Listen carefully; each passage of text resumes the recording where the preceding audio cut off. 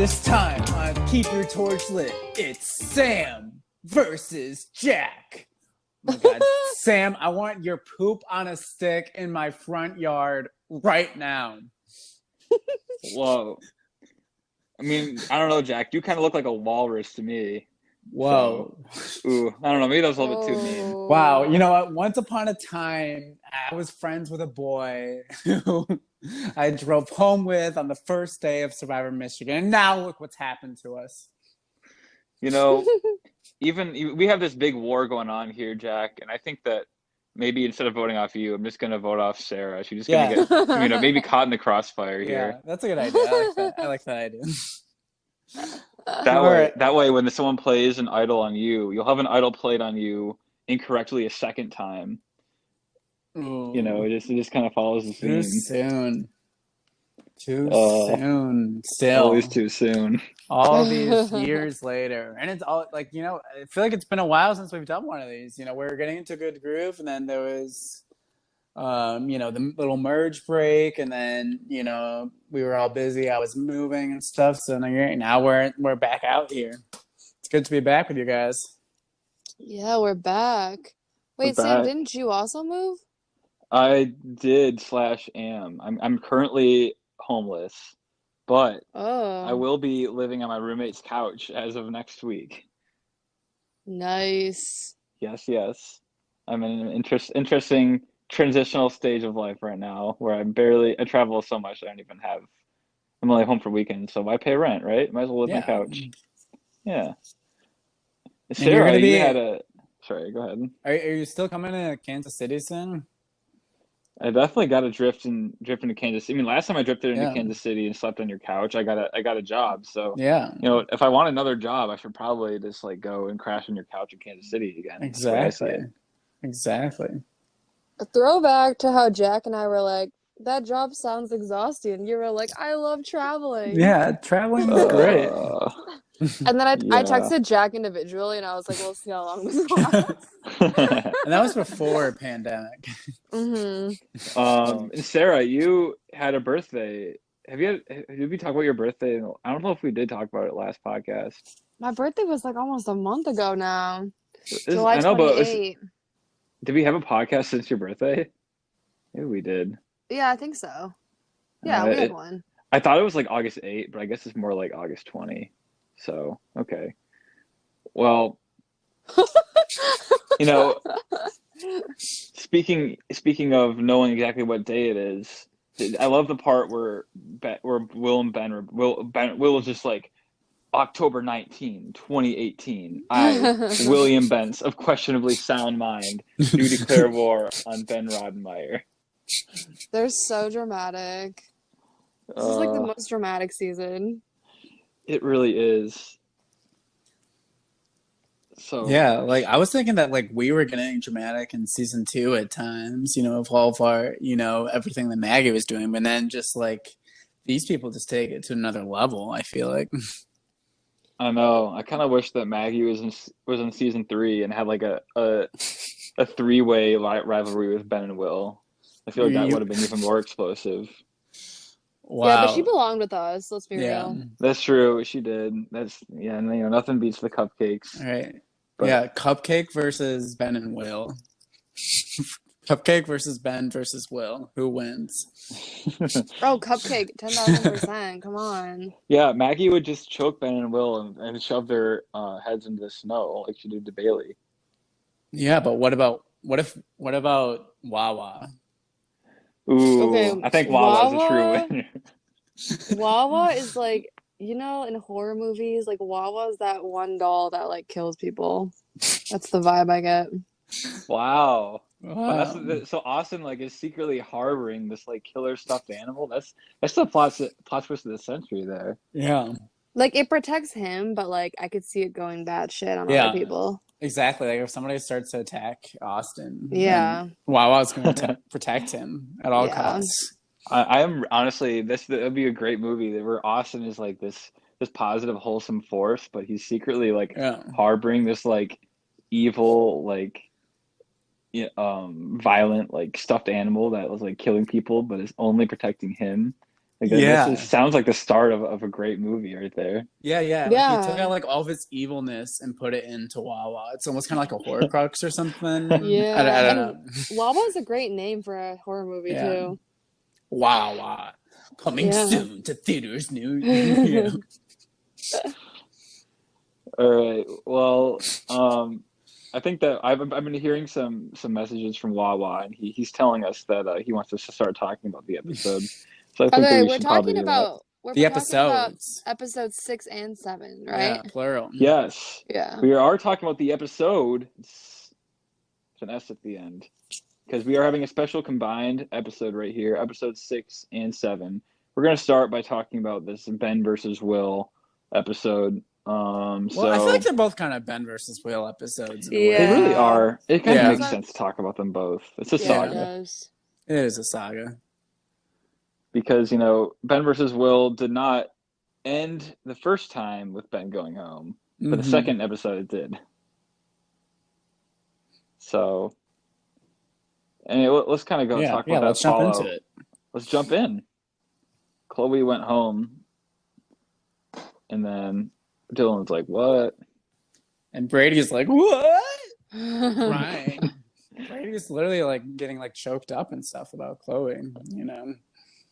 I know, and he's like, Brady is like everything has gone his way the entire. Yeah. Well, actually, not last. I guess the last two travels in a row, kind of. He kind of got bamboozled a couple of times here because Brady was really on top of the game, and then all of a sudden, Yeah, he was flying like, high. and then he had like Eliza and Devin kind of pulled some shenanigans, and now Will and Paddock are pulling some shenanigans, and Brady's like, I just lost 2 Mike defeaties in a row. That's kind of bad.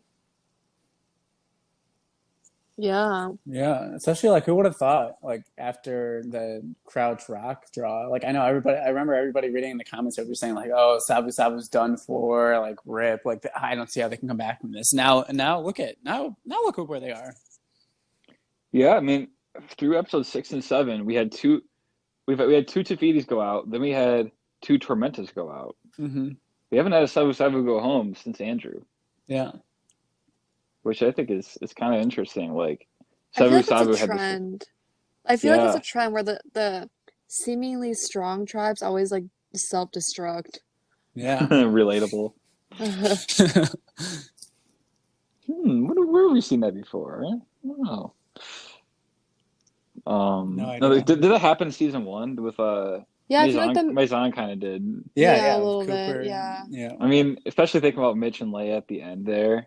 That was kind of brutal, but interesting. So, anyways, I think it was really big. Like Chloe going home is definitely big because, I feel like that's really the end of that Torfidi alliance, and like everyone in the game kind of knows that like this game is. I feel like it really just like, what's the phrase I'm trying to find? Everyone knows where they stand now. You know what I mean? Like, it kind of set like the tone of the game as far as like what the sides are.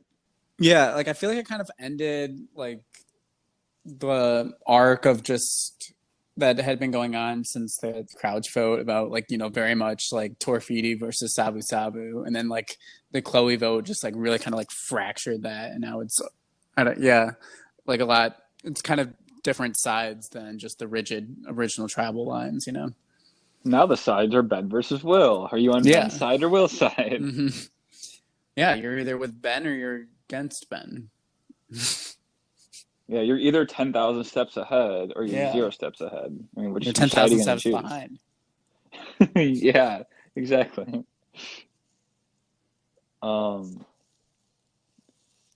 But yeah, also like, so Erin was obviously kind of blindsided after this vote too. Like, she got votes.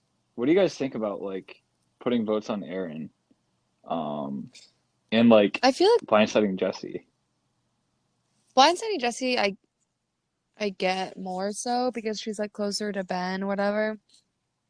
But Erin's like I feel like Erin's super loyal, and she's like a good ally to have because she started out the game like at the bottom, and like she's kind of just like grasping for people, and then she became a hot commodity. And then I don't know. I just feel like she might be like they're lucky that she's trusting of people because if that had happened to somebody else, I don't know if you could ever regain their trust back. Yeah. Yeah, and that's kind of like what she said. I forgot like which episode because I just watched them back to back. But like when she was just like, I really just like want somebody to trust, but like I have Yeah. nobody left to trust. Like she really is the type of person I feel like you want to have on your side. And yeah, like you said, like she's kind of became like a hot commodity, and like I don't know why you would kind of like entice her over and then kind of like slap her in the face again by putting votes on her like that. Yeah. I guess like at the same time though, like from Will and Emily's perspective, maybe it was luck, but maybe it was like Erin did end up going back to their side. Like she ultimately ended up siding with them to get Mm-hmm. rid of Jessie and to get rid of Ben. So like, do you think that it was like kind of like a reckless move that ended up working out for them, or maybe they just knew Erin well enough to know that like they can put votes on her and she was still going to come back to them anyways. You know what I mean? Like, because it ended up working out for them in the end.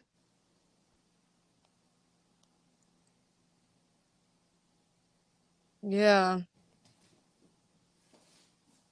I don't know. Interesting, because I don't know. It's a crucial thing. Like, there's 12 people left. If Erin isn't on their side, it's a 6-6 vote. You know, Mm-hmm. like, and on Yeah, top of that's that, like, there's idols on the other side that like if someone leaks the information on the other side, they're just done for. Like they had to put an enormous trust amount of trust in Erin in this episode, right after like blindsiding her, basically. Like trusting not only that she'll vote with them, but that she's not going to tell the other side who to play mm-hmm. their idol on. And that she won't poison them with her undercooked burgers. Like that's a lot of trust. Maybe Oh, that was so I sad. know. I know She it. was just being so nice and she like was proud of her burgers. Oh. I I know. know. I felt so bad for her. I Ben and Will's like, what did he say? So damn good, So damn good. so Oh damn my good. God. It's just like classic. Like I feel like this is such a like that whole like sequence is just such a good depiction of like the microcosm of like Will, Emily, and Erin's like relationship this Mm-hmm. entire game of like Will and Emily kind of like roasting Erin a little bit behind her back, but then like to Erin's face like, oh, like I love your burgers, like such great burgers. And Oh then at my the same time like God. Erin's like, oh, like just trying to like be nice, and it's just like not working out. Like I don't know, this whole entire situation was comical, but it Exactly. also just Yeah. reminded me of like the whole game as a whole, you know. Yeah. No, yeah, that's such like a beautiful like little thing. Like it almost seems like it's like a written kind of like metaphor. Like I don't like you can't literally like can't like make this stuff up. Just yeah, it's perfect little microcosm. Like so I'm just jumping all around right now, but like do you think that there's text messages about Aaron's burgers and the Ben bomb from Tribal Council? Oh God. Yeah, like can you I hope imagine? not. I don't know if how would Ben have known about the burgers. I don't know, but I mean, Will's like, fuck you, because Ben. Also, yeah. just so you know, Aaron Don't fucking eat poisoned us Aaron's with burgers. burgers. No, actually, you should eat Aaron's burgers because I want you to get poisoned. Aaron's burgers are actually delicious. They don't they don't poison you at all, Ben. Yeah, I would absolutely eat those burgers if I were you, Ben. Do it right now.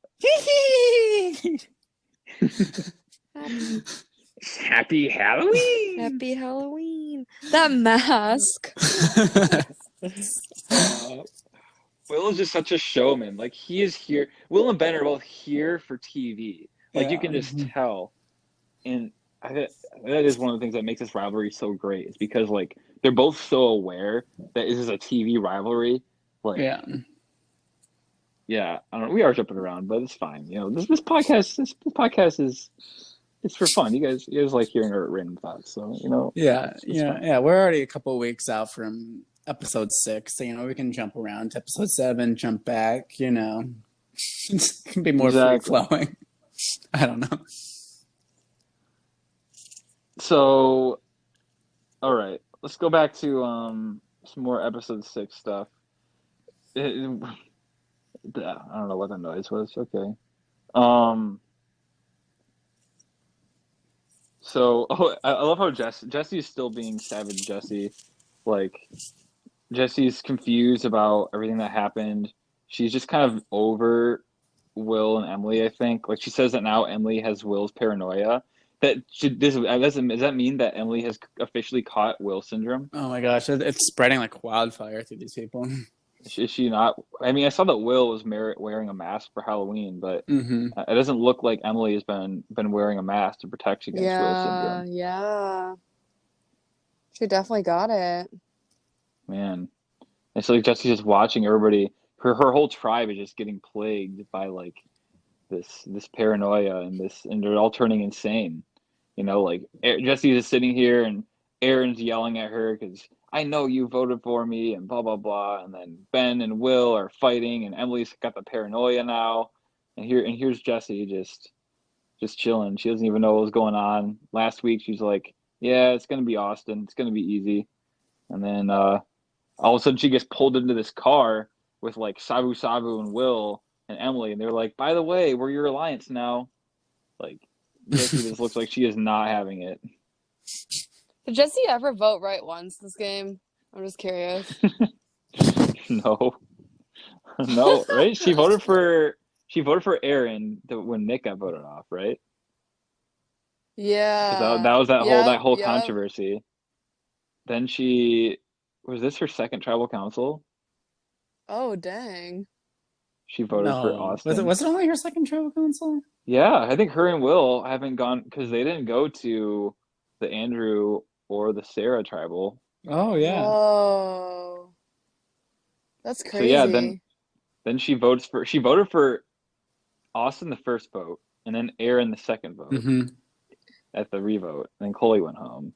So yeah, Jessie is just she's just kind of just getting angsty. Like her whole tribe's going crazy. She hasn't voted right, and she's definitely solidly going into Team Ben because Will is a man child, according to Jessie.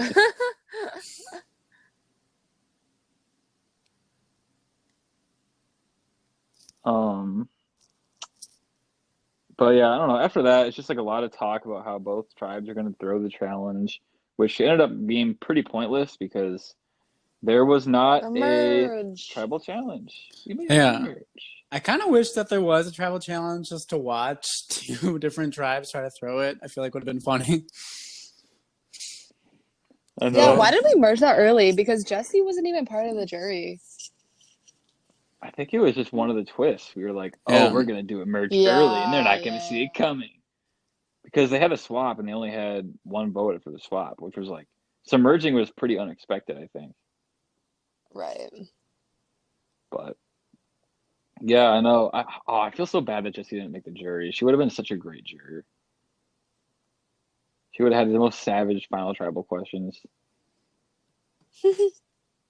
But Yeah. All Yeah. right, Like, so what do the you think she would have challenge. brought her like little board to the final tribal council and just like have that behind her as she's asking questions?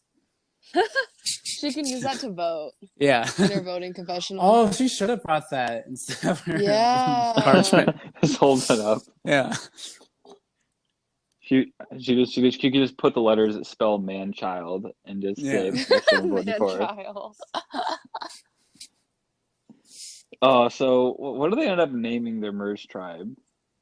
Muwani. Cooper Muwani? needs a girlfriend. Oh yeah, we ended up changing the group me to Cooper needs a girlfriend because of that comment that Pat Yeah. made. And then I He think couldn't. Austin came up with Muwani. Am I Yeah. right or no? Yeah. Wait, Like, wait, who thought of that again? who thought Whose of idea was that? that? I know Dylan wanted mumps, right? Of mumps and men. Yeah. I remember being added to a chat called of mumps and men. Oh yeah, yeah. Dylan wanted. Bumps would have been a great tribe name, Hmm. or Oh, was Wawa. it because there was mumps going around school at that time? Yeah. I think it Oh was. yeah. Yeah, I remember Yeah. that. See, Yeah, I was just remember? thinking that like for no I wouldn't also I wouldn't have been surprised if with no context at all, Dylan was just Yeah. like mumps. Yeah. I Like would not be surprised I fully either. forgot about the whole mumps thing going Yeah. oh, that's great. around. Dylan never failed to deliver. He said that loyalty is going to shit since they made it to the Yeah. merge. That's interesting coming from Dylan. Like we haven't really got to hear a lot about what he thinks about like the game yet. Yeah, we're getting a lot more Dylan strategy content, like, he's talking about Yeah. his social game, just want to talk to He has people. very good social games. Yeah, about things outside the game. He's like, yeah, he just wants to sit Maybe down. Mallory. I literally was just about to say that. Like, I feel like that's exactly Yeah. what Mallory always used to do in season 2. Just like, you'd go down there. I just remember multiple times going to a Special Royale with Mallory, just like talking about random stuff for 45 minutes and then like 5 minutes on strategy. Is Dylan really Mallory in disguise? Yeah. With She, her time Is he machine? also from the 1800s? yeah. Yeah. Maybe it's Mallory's husband from the 1800s that she brought Wait, that with her. explains the mumps. Doesn't that Yeah. explain the mumps? Yeah. And they brought it Because the with bubonic them. plague. Yes, exactly. Yeah. And he just doesn't talk a lot because he doesn't know that much about the year 2018. He doesn't want to say something He wrong. was trying to like assimilate himself and like to the fraternity culture, Mm-hmm. And why does he wear all the hats then? He wears a Yeah. different hat every single time we see him, but he's pretty much always wearing a hat. Like, do you think there's some sort of like thing he's hiding that's on his head? He doesn't know what sort of hairstyle people wear these days, so he has to hide it. Because he used to wear like a big like powdered wig, and now he Yeah, like he knows was he can't part of the wear big that. wigs. Yeah. Dylan's a big wig. That's the moral of the story. Yeah. Oh man, wow, we're finding out so much more about Dylan than we even got from the edit. Mm-hmm. Just by discovering he's from the 1800s. I can't believe he did quite that. the discovery. I can't believe it. Wow, can't believe he did that. That was something. Oh man, that was something. So, after the challenge, oh wait, who won the challenge? It was Emily P. Emily P. Paddock. And like Ben was like so close too. That was a battle with Yeah. Ben and Emily P there at the end. Like of course also, it's like sorry. We gotta talk go about ahead. how mad Ben was the entire time. Yeah, he was pissed. Yeah. I think this was like, do you guys remember exactly why he was? Do you guys know how you guys I think like he was remember just the over context? it. I think he was Yeah. over it. He thought it was like everyone was cheering for Emily P instead of him. Yeah. I think he was just done. I mean, these last few episodes here, Ben is a little bit kind of like tuned out in sense, like, especially compared to beginning of the season, how like hard he was playing. It does kind of seem like he just mentally was not completely present for this episode and the next one. He definitely seemed a little bit off, He's in full villain mode. Yeah, I feel like he went full villain mode. I feel like kind of almost like drained him, So it sucked all the life energy out of him. Exactly. And maybe Wawa is just like drawing off all of his like evil energy. Yeah. He's Well, I feel like possessed by now he has Wawa. nothing left. Well, I feel like it's more like Will that's like gaining this energy from him. It's like, like Ben's just all like, oh, he's Wallace. Oh, no, like I feel bad about that. I shouldn't say that. And then Will is just, I want his head on a stake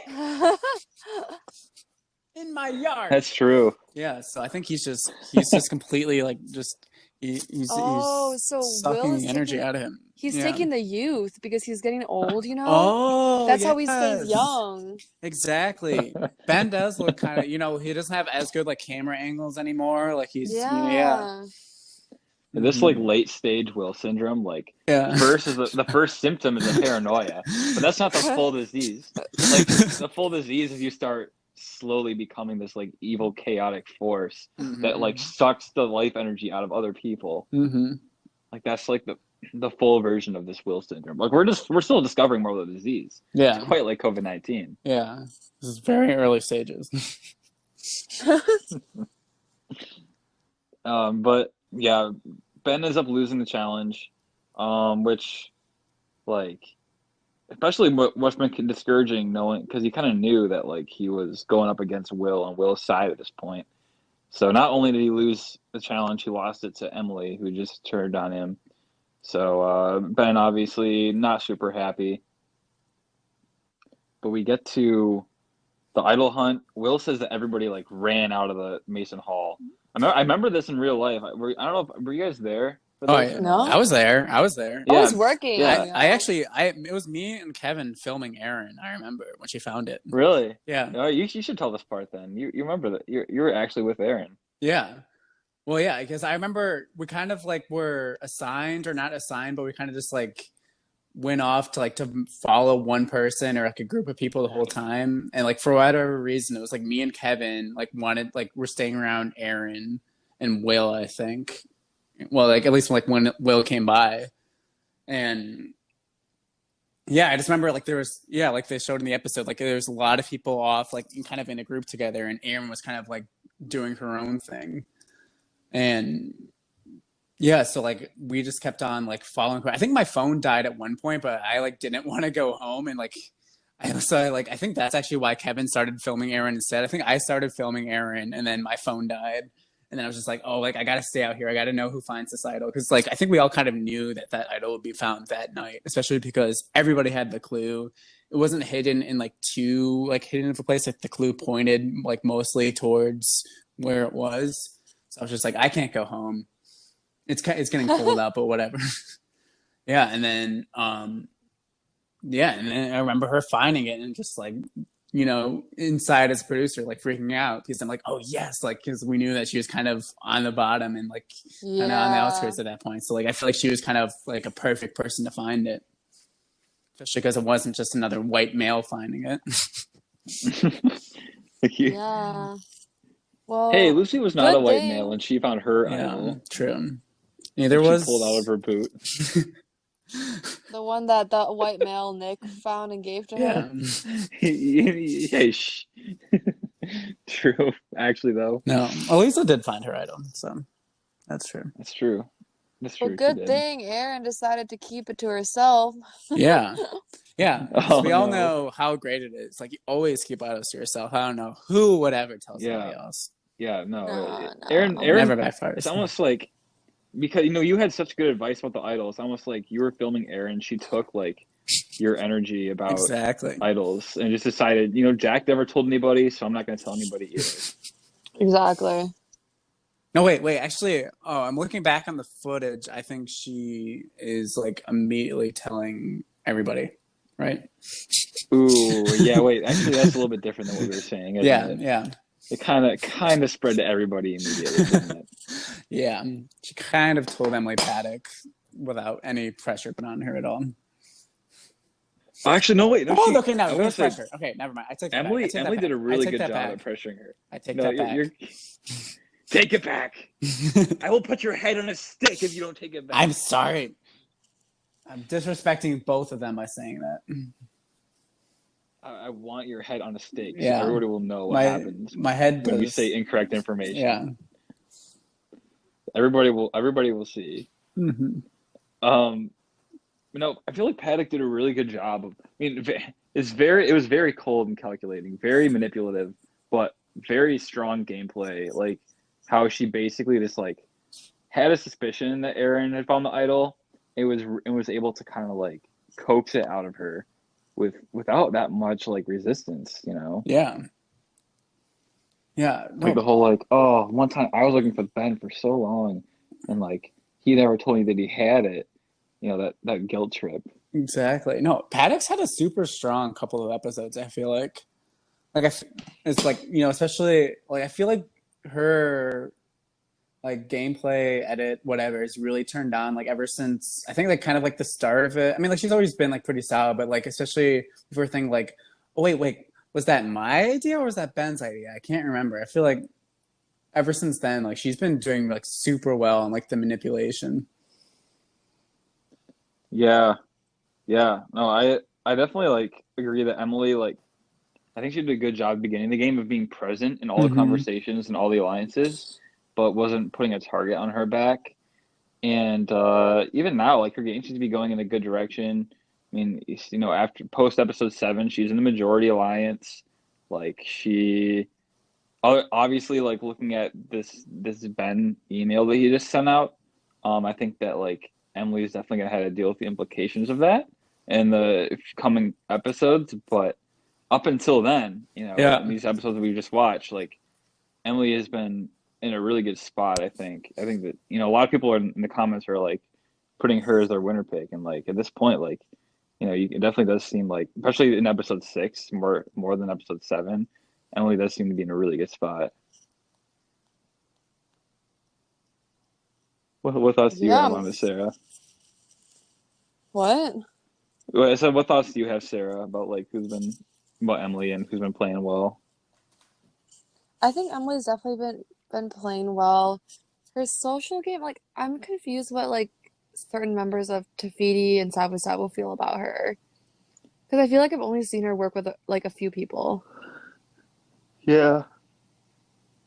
Yeah, that's true. Tafiti, it's really hard to get a read on like what Tafiti thinks about the other people in the game, other than like each other, Wait, guys, I want to talk about the insider info for the candy eating challenge, though. Oh Oh, yeah. yes. Yes, we have to. I mean, do we wanna do it now, or do you wanna like wait till we get to the next challenge, or what? No, we're jumping around. Let's just do Yeah, it now. we're jumping around. Let's do it. Let's jump around. There's no timeline in this episode. There's no timeline. Insider info. Pew, pew, pew, pew, pew.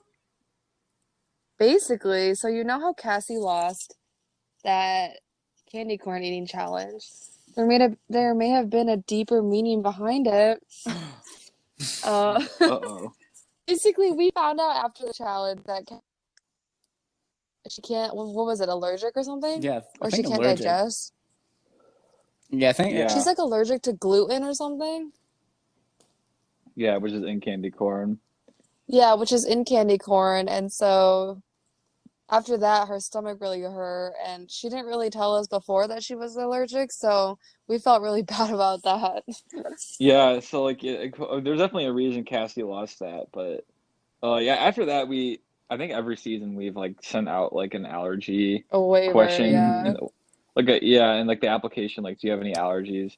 Because like that's the thing about like being a production team that's never produced a TV show before. Like sometimes like stuff like that, like you don't think about it until after it happens. Like if someone would be allergic to candy corn, or something we just never even thought of, like, But honestly, yeah. like, hasn't that happened on like CBS Survivor? Like people are like vegan and stuff, and like there's a drama about whether they do the challenge or not. I feel like I remember that happening a couple times. Really? Yeah. Yeah, I remember this too. Yeah. Yeah, no, yeah, wasn't it like Kimmy in like season 2 all the way back? Yeah. Oh, with the chicken? Yeah. I She's feel like like annoying everyone. Yeah. And I feel like it's happened a couple of times since then. I don't know. But like, I feel like, honestly, props to her for like just sucking it up. But like, she could have told us. Mm-hmm. Well, she did tell us afterwards. You did know eventually. Yeah. Yeah. Losing your vote and being allergic, and then also like getting sick from candy corn. Cassie did not have a great day. Yeah, I mean, the lighting was terrible. She had no makeup on, but that's just what she was rolling with. Everything is going wrong. The lighting is bad. I have no makeup on. I had to eat some candy corn. Dude, like, what could be worse in the entire world? And I lost my vote. Okay, that one's actually kind of bad. But also not, because when you're down 7-4, being down 7-3 is not really going to make a difference. Well, I don't know. I'd rather be down 7-4 than 7-3. That's true. That's true. I like when I go to tribal council, I like being able to vote for somebody. That might just be me. I don't know. I mean, I don't know. Yeah, that's true. It is nice to be able to do that. Yeah. No, especially like when it's the final 7 or final 6, when you're still in the game. That would have been kind of nice. Yeah. But anyways, so yeah, sorry. I'm still stuck in the Sam versus Jack.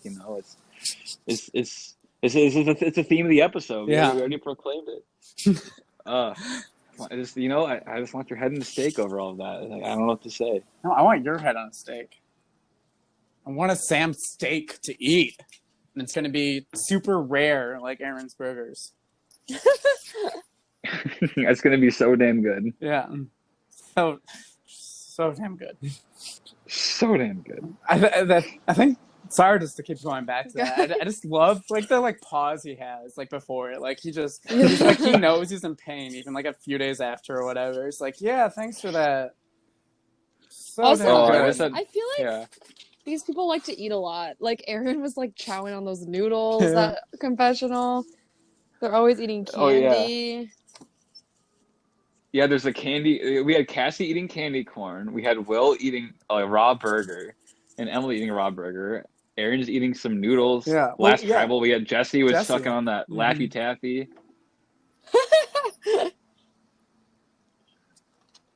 And What Aaron was eating looked good though. Like they were not undercooked. yeah, see, Or Aaron were is a good. they? We need Aaron to give us a cookbook and see Yeah. how we can make her special burgers and her special noodles. Yeah. Once we have Aaron You know, on, we definitely need to talk about her cooking. some people like it raw. It's a preference thing. Yeah. I'm just like imagining like you know how like an ad for like a fast food chain, but it only is like Aaron's Burgers and it has like you know like the quote like about it like her slogan is So damn good. So damn good. Yeah, and then it's on Kitchen Nightmares, and Gordon Ramsay goes there. Gordon And, like, Ramsay. and he's like, "It's fucking raw." Oh. And then he drops dead because they were poisoned. Yeah. Wow. And Aaron playing the long game here. Voting out Gordon Ramsay. Oh no. Oh no. Honestly, said, Erin's "That's an what-" icon. Yeah. She I is. feel She like I've is. never really seen a player like her in Survivor Michigan. Yeah. What no, do you like, think? yeah, Erin, like, here's the thing. Like, I just feel so bad for her because she's such a trusting person in this game. Like, she just wants to trust somebody, and she keeps, like, giving out these signs of trust, and then, like, just kind of getting burned by it over and over and over. Yeah, Like, and I like don't know. Like, I don't know if I've like seen that happen before. she always seems to be like at the bottom, but then now she's kind of not. Like if she has an idol, people are going to her. She kind of like knows. Like she said, she was in the best position for information, right? Mm-hmm. She said that, but at the same time, you know, like, there's still a lot of information she doesn't know. Yeah. So, It's just like a weird. I've never really seen a Yeah. player like her, like in her position. I feel like. Yeah, like she keeps getting burned, but also still like isn't getting voted out, you know? Like I feel like, you know, Yeah, a lot of exactly. times somebody gets burned and then like an episode or two later they get voted out. But like Well, it's like Erin keeps having these high highs too, you Yeah. know, where And like it's- she's Yeah. And it's not like she's not trying. Like she tries. That's No, the she's other definitely thing. she Yeah, definitely she's- knows the game. yeah, Yeah. I feel she like definitely knows she's the game. trying like as much, if not more, than like anybody else in the cast, you know? Yeah. And it's just like I do feel like it's the kind of thing where it's like she has these high highs. She's trying really hard. She knows Survivor, and then she does something like she'll find this idol and be like, "Wow, like things are finally looking up for Erin." And then she'll tell Emily, her number one ally in the game, and then Emily tells everybody else. Yeah. And it's like, you know, it's also this devastating thing of like, you know, you see Erin just constantly on the bottom. She's constantly kind of like getting herself in a better position, or something will go her way, and then something like goes against her again. You know, this constant like up and down. I think she's very is- rootable though. Oh yeah, she definitely is. Yeah, Like she's And that that- scrappy underdog. she really is. I mean, she's still here. She's still clawing. I mean, we're gonna see in the next episode kind of the implications of this email Ben's talking about. It seems like Erin will definitely have somewhat of a spotlight. And I think it'll be really interesting to see kind of how she's able to navigate that situation, because we've seen her come out of a lot of really dark, really hard situations so far in this game. Yeah. I actually kind of forget what happened, so I'm excited. So we've kind of been talking through a lot of people's games. I feel like it makes more sense to do that than try and go chronologically at this point. Might as well just talk about each person and kind of talk about their moments in these episodes. That could be kind of like a fun way to go through this. Yeah. Who have we not talked about? We haven't talked about Devin. Yeah, Devin's really like emerging, in my opinion. Emerging at the merge. Oh. So you say. Oh. You see, he played the under the radar game that Richard wanted to play. and now he's like able to come out more. It's just, I think it's funny. Like the unrelated radar game that Richard wanted to play, like that he did not play 15 seconds into the game. But yeah, and then Devin basically said that it was like his strategy on purpose to do it that way. Mm-hmm. Like, which is interesting because like we haven't really heard what Devin's strategy is yet. Like, I think other than he's gonna really capture the relationship with Dylan. Because he kept talking about how huge that was. And then he also mentioned how Sabu Sabu should act like they're not like all lovey-dovey Final Four. So he was coming up with a lot of stuff. Yeah, I'm definitely seeing him in Dylan. It's like kind of reminding me of like not remind me of the Alexes, not because of like the bromance, but just I mean partly because of that, but also it's like just being the two business boys. Oh wait, no, never mind. Alex Dahl was not even in business. What am I saying? Yeah, he was a coder. Was there ever an alliance of two Ross guys? It was just the first one we've seen. I think this is the first one. I mean, Mike wasn't even in Ross. Mike was he always met in Ross with you. Yeah, okay. I guess it's different. Jeremy. True. The Jeremy and AJ alliance that we never got to see. Okay, but yeah, no, I definitely think that like it's an interesting like pairing too because like they're both people that like we really haven't seen a lot of. So it's kind of like it almost feels like you're picking like these two most random people and like throwing them together to be like, okay, you're an alliance now. Yeah. But it also like it works, you know? It does work. Like they both haven't really pissed anyone off. Yeah. They both like are kind of under the radar at this point. Yeah. And they both have pretty good social games. They both seem well liked. I'd say. Yeah, I haven't really heard anyone say they don't like Devin or they don't, or they don't like Dylan, Yeah. Yeah. Except for Cassie. Cassie said she didn't like Devin that one episode. I feel like Cassie, I mean, who does Cassie like? Dylan? Yeah. I think that's about it, right? I mean, she seems like she's kind of anti-Brady at this point. Yeah, definitely. But she seems fine with Dylan, I guess. Anyways, yeah, should we talk about Cassie? What else did we get? Cassie had her kind of fiasco with the candy corn. What else did we see out of Cassie in these episodes? I feel like somebody mentioned that it seemed like her confessional got cut off or something. Oh yeah, I wonder if that was on purpose or not. Like that's how I was thinking about it. It was like that's so rude. I know where she was talking about the candy corn. I was kind of like, wait, I want to know what you thought about the candy corn. But maybe it was on her. I don't know. Cassie definitely got dunked on a lot in that episode. I saw one of the comments. I'm like, she kind of like that. What was that? Devin had a really funny a really good roast of Cassie.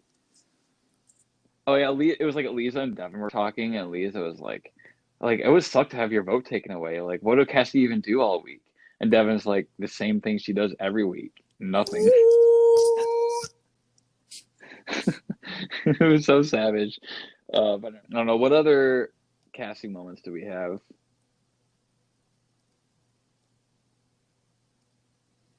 I mean, a lot of silence. Cassie is somebody that unfortunately is just being a little bit under-edited this season. Like, yeah. Well, did she not have a lot of content that she made? She did not. There was a lot of weeks where she just didn't have videos. So I think we did try to have her record some videos like after the fact. I'm back. Hello, Sarah. We're talking about how Cassie just did not have a lot of footage, which was one of the disappointing things. Yeah.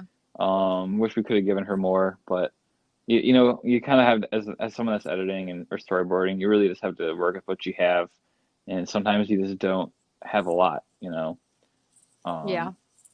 But she had to work. What can we say? But yeah, exactly. She's working. She's trying to recover from her candy corn. So, you know what? I got a lot of when Cassie was talking about she didn't talk about the candy corn in this video, but in the episode. But it made me think about how sick I got after that tofu. That just came to mind again. I feel like I'm getting a lot of season 2 nostalgia on this podcast. Yeah, we're talking a lot about season 2 right now. I mean, hey, season 2 is I great. miss Yeah. it. Yeah. I mean, If you're listening to this podcast, give season 2 a rewatch. It's still great. It's great the second time around too. yeah. In this we had a nice big hiatus between episodes 5 and 6 where you could have watched season 2. Hmm. But you have a good 5 or 6 days until the next episode comes out, Yeah. so you should just watch it right then. Yeah, I've watched it like 40 to 50 times by now, so, you know. Oh man, you know what? I'm 10,000 steps ahead of you, Jack, and I've watched it 41 to 51 times. So Wow. So how did Ben end up getting out if he was so many steps ahead? What happened? Well, I think okay. he. So the Oh, Earth is a sphere, right? So if you Oh. go too many steps ahead, eventually you come around the Earth and you're behind. but wouldn't you just Oh, fall that off makes the sense. edge of the Earth though? Exactly. And now he's on the edge of extinction. Whoa. Whoa, well, you really just blew my mind You there, hit the nail Jack. on the You Yeah. head. really did. Yeah. I don't think there's anything else to say to that. Ben And with that, that's all we have today. Yeah. Ben got too far ahead. And then Mhm. let be a lesson to you. Wait, If you get another season. if you get too far ahead, you will fall off the edge of the Earth into the edge of extinction. Mhm. Or Guys, another season 2 reference I'm remembering. I remember searching for the idol. I was like, what if it's, because it said something like left or right. I was like, what if it's so far right that it's actually Oh, I remember left? that. Yeah, it's like east of, yeah. No, like, yeah, it was east of some I remember shit. Akshay was like, oh my God. Mhm. And he like stopped following me with the Mhm. camera. So I was like, that's not a thing. wait, Austin? No, Akshay. Oh, okay. I was like, I was like, nobody's filming me, so I don't think I'm right. actually, it's like, okay, I'm done with this. It's getting Wait, cold. can I? I mean, we talked about Dylan a little bit earlier, but also want to mention his wonderful penguin um, dive thing. Oh yeah, remember when he said that his mom texted him? Oh, wait, really? Oh, I don't know. What did he say? Yeah. He said in the chat, he was like, I haven't seen the episode yet, but why did my mom text me asking why I was in a penguin costume jumping off a roof? That's such a mom thing. Mhm. Yeah, he's asking why he's doing, and he got on like Barstool U of M with that video. Yeah. Yeah, promotion. Yeah, that was like the origin of like where we found that from. But yeah, that was great. That was a great Dylan moment. Elisa has kind of had a little bit more of a backseat, I think, Fuck. except for like she it seemed like she kind of wanted to get Brady out instead of Ben, and did not get her way. So like Austin seems like he's not in this great standing with his alliance as I thought he might be. I mean, it seems like Will kind of wants him out. Wasn't that like kind of like cutting immediately from like Will was like kind of trashing Austin to like Austin's like talking about Wawa? Yeah, it's not a great look. Yeah, not a That's for great look. sure. Like if you're That's closer with your webkins than your alliance mates, that's not a great sign. I'd have to say. I mean, the Wawa is very loyal, so. Yeah, that's true. But Do you think yeah. Wawa would turn on Austin ever? No. I Well, don't unless it think was so. possessed. Well, yeah, but I thought he's possessed like to like keep Austin safe. Oh, you're right. You're right. I don't think so. Who would win in the final two if Austin and Wawa? Wawa.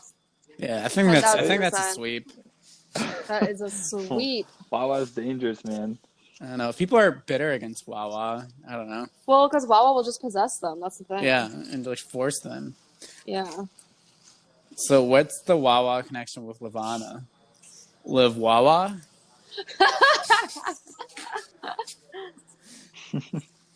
That was good. All right. So let's get into tribal council.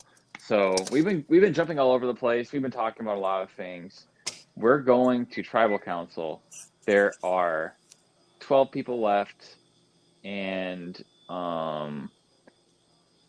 at first, like definitely, I think it was a great move by Will. Puts on a Jesse instead of onto Ben because obviously that's what ended up saving their alliance. Yep. If Will hadn't done that, he would have been gone. Yeah, honestly, Will's a very good player. Like he Yeah, was at one point he did say that he thinks he's better than Ben. Do we agree? He said that he's a better survivor player than Ben. he did ultimately win the fight, the I battle mean, Will's between Will and still Ben. in Survivor, and Ben's not. Yeah, so I guess objectively, I mean, all the evidence we it's have before true. us is that Oh Will yeah, did better than Ben. Will and Ben definitely have different strengths. Like Ben, I think is really good. Well, I mean, he's good socially, except for he wasn't as good socially with Ben as Will. But I think that Ben has a little bit of a stronger social game, especially how fast he was able to build all the connections at the beginning. But I think Will is a lot better strategically. Yeah. I feel Yeah. like Ben kind of has the case of like almost having like too good of a social game, and then like when people find out that he's also like close with other people, like they get kind of upset about that. If you know what I mean? Does that make Yeah, sense? Yeah. It's like yeah, he's mine, you know? Mm-hmm. Why are other people talking to him? Yeah, exactly. Like I I thought But mean, we it were same. seems super like close. Will and Eliza is like one of the stronger ones. Mm-hmm. That's true. Yeah, I don't know. Will's had a pretty good social game too. Like he has a lot of people that are willing to be loyal to him. Like Eliza and Emily are both very loyal to him, which I think is a bonus to his game. I don't know. I think they're both good players, but I mean, Will obviously outplayed Ben in season 3, as we ended up seeing how it turned out. Yep. Kind of twice, you know. I mean, he outplayed him by With getting Jesse Jesse. out, and then Yeah. actually got him out the next vote. So, I mean, we will see if Ben ends up having the last laugh, though, because he sent that Well, email on the way out. what do you think Will did better than Ben that caused that? Hmm. Because they started off on kind of similar. Like Ben even had a secret connection with Brady. Yeah, Like what happened? And like they're both kind of paranoid and dramatic. I think that Will was able to recognize the opportunity he had to get Sabu Sabu on his side, and also like get the numbers on his side by blindsiding Torfidi. Like the way that Ben just like disregarded Sabu Sabu basically and picked Tafidi, I think was locking himself in way too early in the game. Whereas Will was able to like kind of be in with Tafidi, but also in with Sabu Sabu, and he was able to pick the one that was better for him. So I think that like Ben kind of just like wrote off a bunch of people to work with, whereas Will was like very open and ended up like I think that move of getting Chloe out ended up being the move that put Will into power, and that's the reason why the majority alliance is the majority right now. Yeah. Yeah, definitely. I feel like kind of like what you were saying earlier of like Ben kind of seeming to like not be as energetic the last few weeks. I feel like Will was always going out there and what is that noise? Sorry. Oh, but Will was like, yeah, like you just said, like Will's always like going out and trying new things and stuff, and like, like using his paranoia like to his advantage, at least at this point, and like just like reaching out to these different people. And Ben is just so like kind of like trying solid and trying to like tend to the relationships that he has. You know, it kind of Yeah, reminds me of not just to keep literally just bringing up season 2. Like I feel like I kind of have a lot in common with Ben at this point, and that like we kind of like got into good positions and then like kind of like just wanted to keep those good positions, whereas like Will/Sarah were much more active in like making new relationships. You know? yeah, that's true. Yeah, like if you're thinking about like Final 7, Final 6 for like Yeah. Sarah, or you kind of disregarded Nick and Lucy and like Mm-hmm. Nick and yeah, mostly like Nick and Lucy, where like Sarah was willing to kind of like make moves with them. That's Honestly, interesting. you just always gotta capitalize on the underdogs. Yeah, exactly. Yeah, but also at the same time, like there's that balance where you don't want the underdogs to be the ones that end up in power. That's what I'm saying, yeah, because they have most of a chance to win because everyone likes them. So like, yeah, it's that balance because making moves. If you're kind of disregarding the underdogs, they're not going to want to vote for you in the jury. It's it's interesting. Anyways, we're so I think that's an interesting discussion about Ben and Will, but I feel like the theme of this episode really is Ben versus Will, and we ended up kind of seeing Will takes the cake as he is able to get rid of. He had kind of two really good moves in a row, getting rid of Jesse and then convincing Sabu Sabu to get rid of Ben instead of getting rid of Brady. Which, like, another thing that we didn't even really talk about that, how it really appeared like there was a big kind of internal fight with this Innovatrium Alliance about, like, getting rid of Ben or Brady. And, like, even though Tormenta was outnumbered by Sabu Sabu, they still ended up having their way, which I think is really interesting.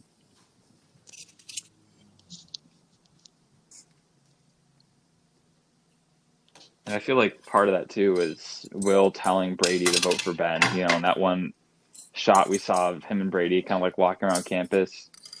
I think Will really was the MVP of these two episodes. Oh, definitely. Like Emily's been doing. I mean, even the two of them, Will and Emily, are really. It seems like, very much in control.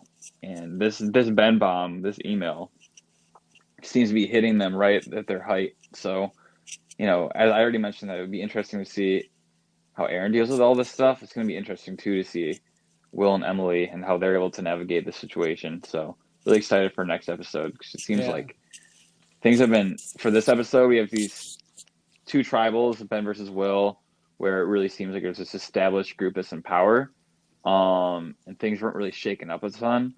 Now we're really going to be seeing, what happens next. Yeah, I also just wanted to say it's like so funny how like Tafiti and Tormenta are literally just like self-imploding, and then Sabu Sabu is like they're so close that they have to work to like seem like they're not close. Yeah, it's crazy. These same four of them that like they've all have all these like David versus Goliath kind of moments where like they all drew rocks together. Then like Devin and Eliza had this like legendary like tribal council where they like fooled Tafiti, and now the four of them are here in the final 10. Like, they've really come a long way. And Wawa is the fifth. Yeah. Obviously. Yeah, Wawa is the glue that keeps it all together. After Andrew left, Wawa kind of became the new glue. I do kind of see Austin still as like the mascot of Sabu Sabu. Like he's the one does someone use the phrase Sabu Sabu loyalist? Like, which, probably not great on Austin's perception of the other players. But I do just love his role within Sabu Sabu. It's like he's the one that's the most like Sabu Sabu strong. Sabu Sabu is strong. Yeah. He is their mascot,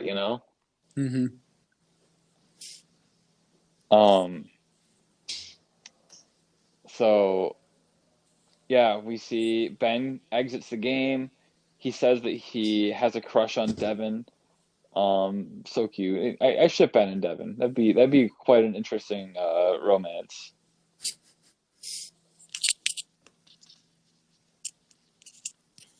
Yeah, I feel like Ben's like really dramatic and Devin's just like quiet. Yeah. And then like Will is kind of like this. I feel like I remember somebody was like in the live comments saying how like all the texts between Ben and Will were like reminding them of their texts with like their ex-boyfriend or something. So like Will, if Devin and Ben is the relationship, Will is just like this ex that's like sending these like 3 a.m. fuck you text messages and like going on rants. Like that's definitely the dynamic they would have. So anyways, we see Ben has been voted off. He sent his email right before he went out the door. His Ben bomb.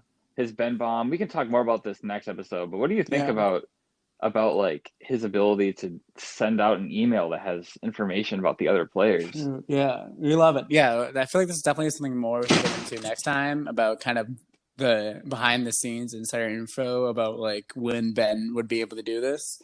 But Yeah. like at its core, like I love it. Like this is exactly like I feel like the kind of things that are great about College Survivor is things like this that are just like literally impossible in CBS Survivor. Yeah. So, and it's going to be super interesting. Like I feel like somebody is an iconic player, a great player to watch when like even after they voted out, they still send shockwaves through the season. Yeah. So, That's the only Ben, way he could have gone out, honestly. it exactly. really Like is. how else would you Yeah. think that Ben would go out of That Survivor was Michigan? honest. That was kind of the conclusion to this Ben versus Will rivalry. It's we saw Ben go out, but he didn't go out, you know, easily. He went out with a bang. So I do love that the Ben versus Will thing ended on a very chaotic note. Yeah. So as we're wrapping up this discussion about Ben versus Will, um, we did see one of the casualties of the war was our wonderful friend Jessie. So sad to see her go when she went. Yeah. Fuck. In the words of her board. Sexy Excuse you, don't float. sir. Excuse you, Excuse sir. sexy Hey, Man, I'm doesn't just child. float. quoting. I'm quoting. Man, Yeah. I can't even remember. I can't remember all the rest of the things that were on her board. Like I wish Jessie was here to like Yeah. There's a remind us what other ones she had. Yeah. hello. Hi. Hey. What's up, Jesse? Not too much. How are you? Not bad. We were just talking about you. Oh, good.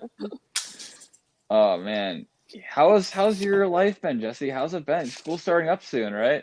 It is. Yeah, it's been pretty quiet, as I think it has been for most people. I've just been at home, not seen very many people.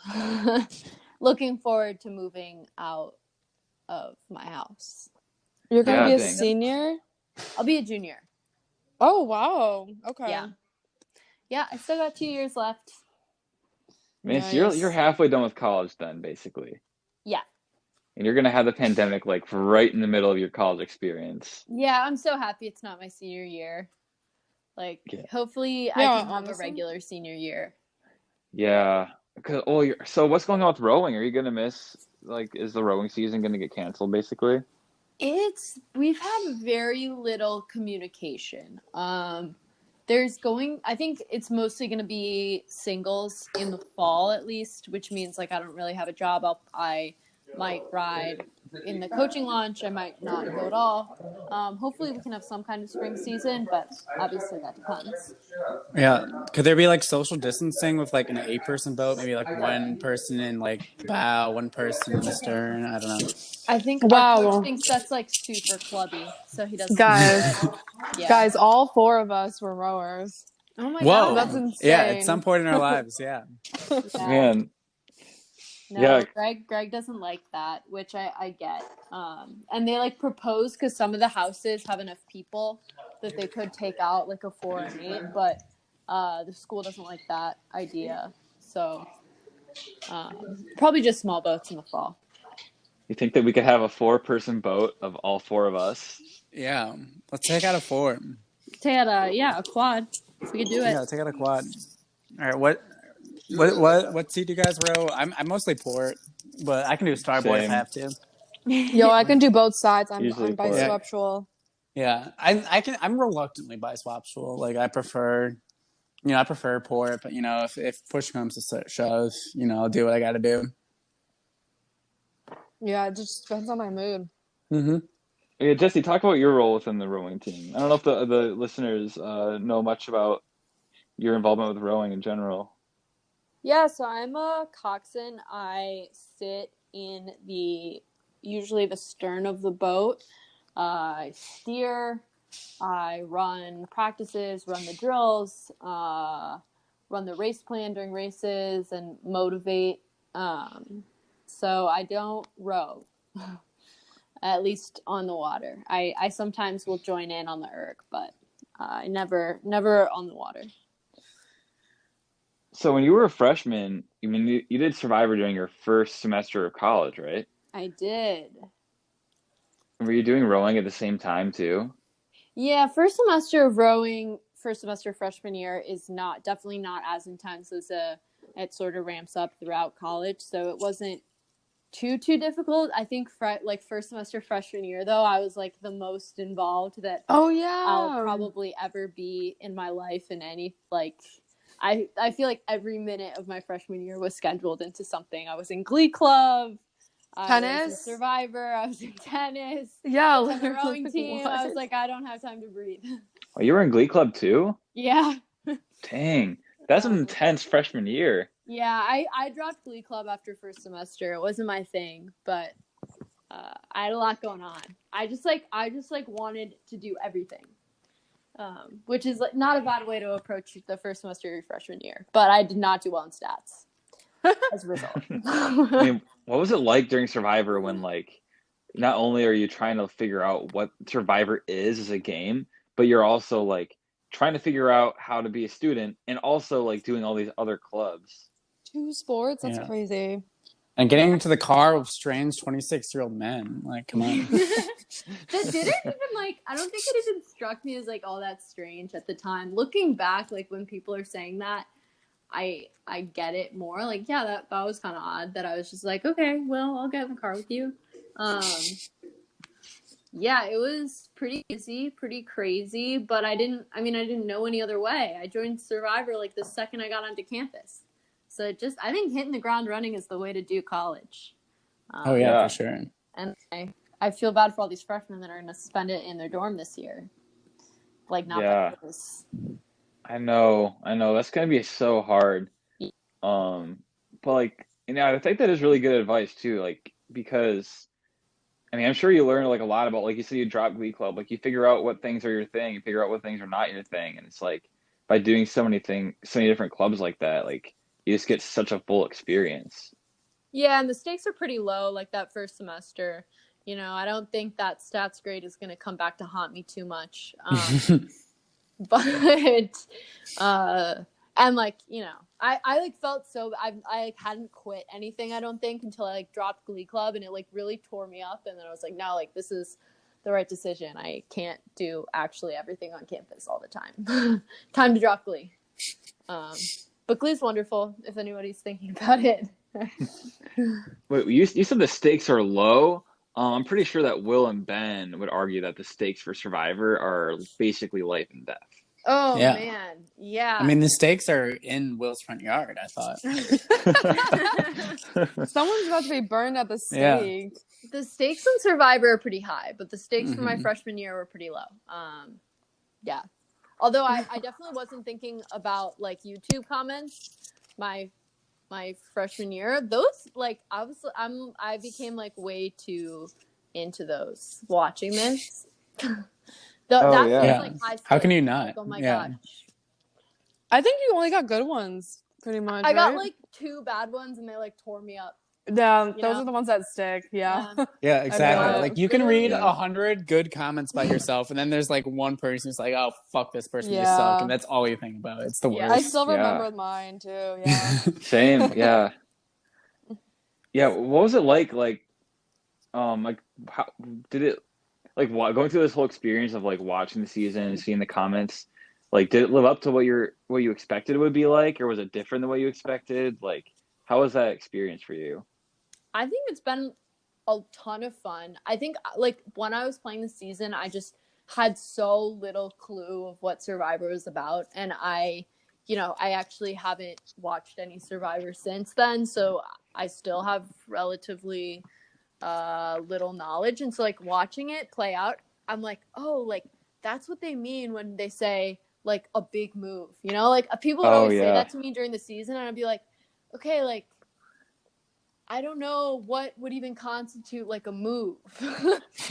Yeah, what are you talking about? Like I Yeah. just had like this vague idea that like it involved lying to people, but I just like watching Eliza and Devin pull that off. I'm like, oh, like that's what a move is, So it's been Yeah. it's been good.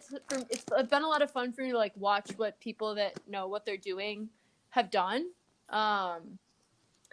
it's just been a lot of fun watching like the pre-COVID world, like everyone oblivious. Like that's just been like a weird blast where That's this the is past. college and like we went to parties together and Yeah. we did weird challenges where we touched each other and Yeah. like wow, life Do you ever is see like wild. a group of people standing in a circle and then just like cringe in the inside, like what, they're all too close to each other. What are they doing?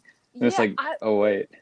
I was reading a book the other day where like it was like and so shook hands and I was like, oh my god, that's so irresponsible. And then I like took a step back, go no, that was normal. But I do kind of cringe a little bit every time I see people like in proximity to each other on screen. Yeah, it's like weird. It's like almost like, yeah. I wonder if it's gonna be like that for like years to come after this is all over. Like still like getting that weird like feeling in the inside, like, oh, this is wrong. Like, why am I shaking hands with this person? Yeah. The handshake can go, honestly. If we want to replace the handshake with like, I don't know, a nod, an elbow bump. Like sometimes handshake politics can get weird. I wouldn't mind it. Yeah. Yeah, society has progressed past the need for handshakes, I feel like. Yeah. What about kisses on the cheek in Europe? Are they just gonna like kiss the air instead? Or are they I mean let's bring those back. You know, replace the handshake with a kiss on the cheek.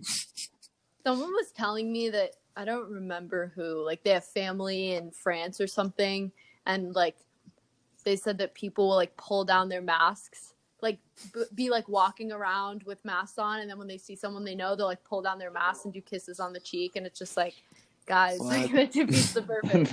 I don't know if that's true or not, but it's funny. Yeah, thing makes me feel a little bit. If that's true, makes me feel a little bit less bad about how ridiculous America can be. But Not really. I mean, not really, but maybe it's maybe it's all people are ridiculous in general.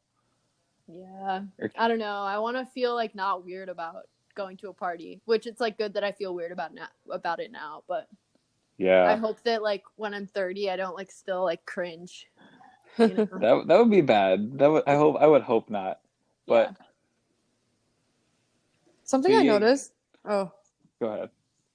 something I noticed was that like a lot of people said you were super perceptive, which is true. Is that something you like knew about yourself before the game, or did you kind of like discover that? I mean, I didn't think that anything that I like said was so incredibly perceptive. Like to me, it was like very obvious that Will didn't trust me or like whatever. But something someone told me, which I do think is true, is that like I had a pretty good idea of what was going on. I just had no idea what to do with that information. Like sort of going back to like not knowing what a move was. It was like, okay, like I know that Will is lying to me about Eliza. Like, what do I do now? Right. So it didn't help me that much.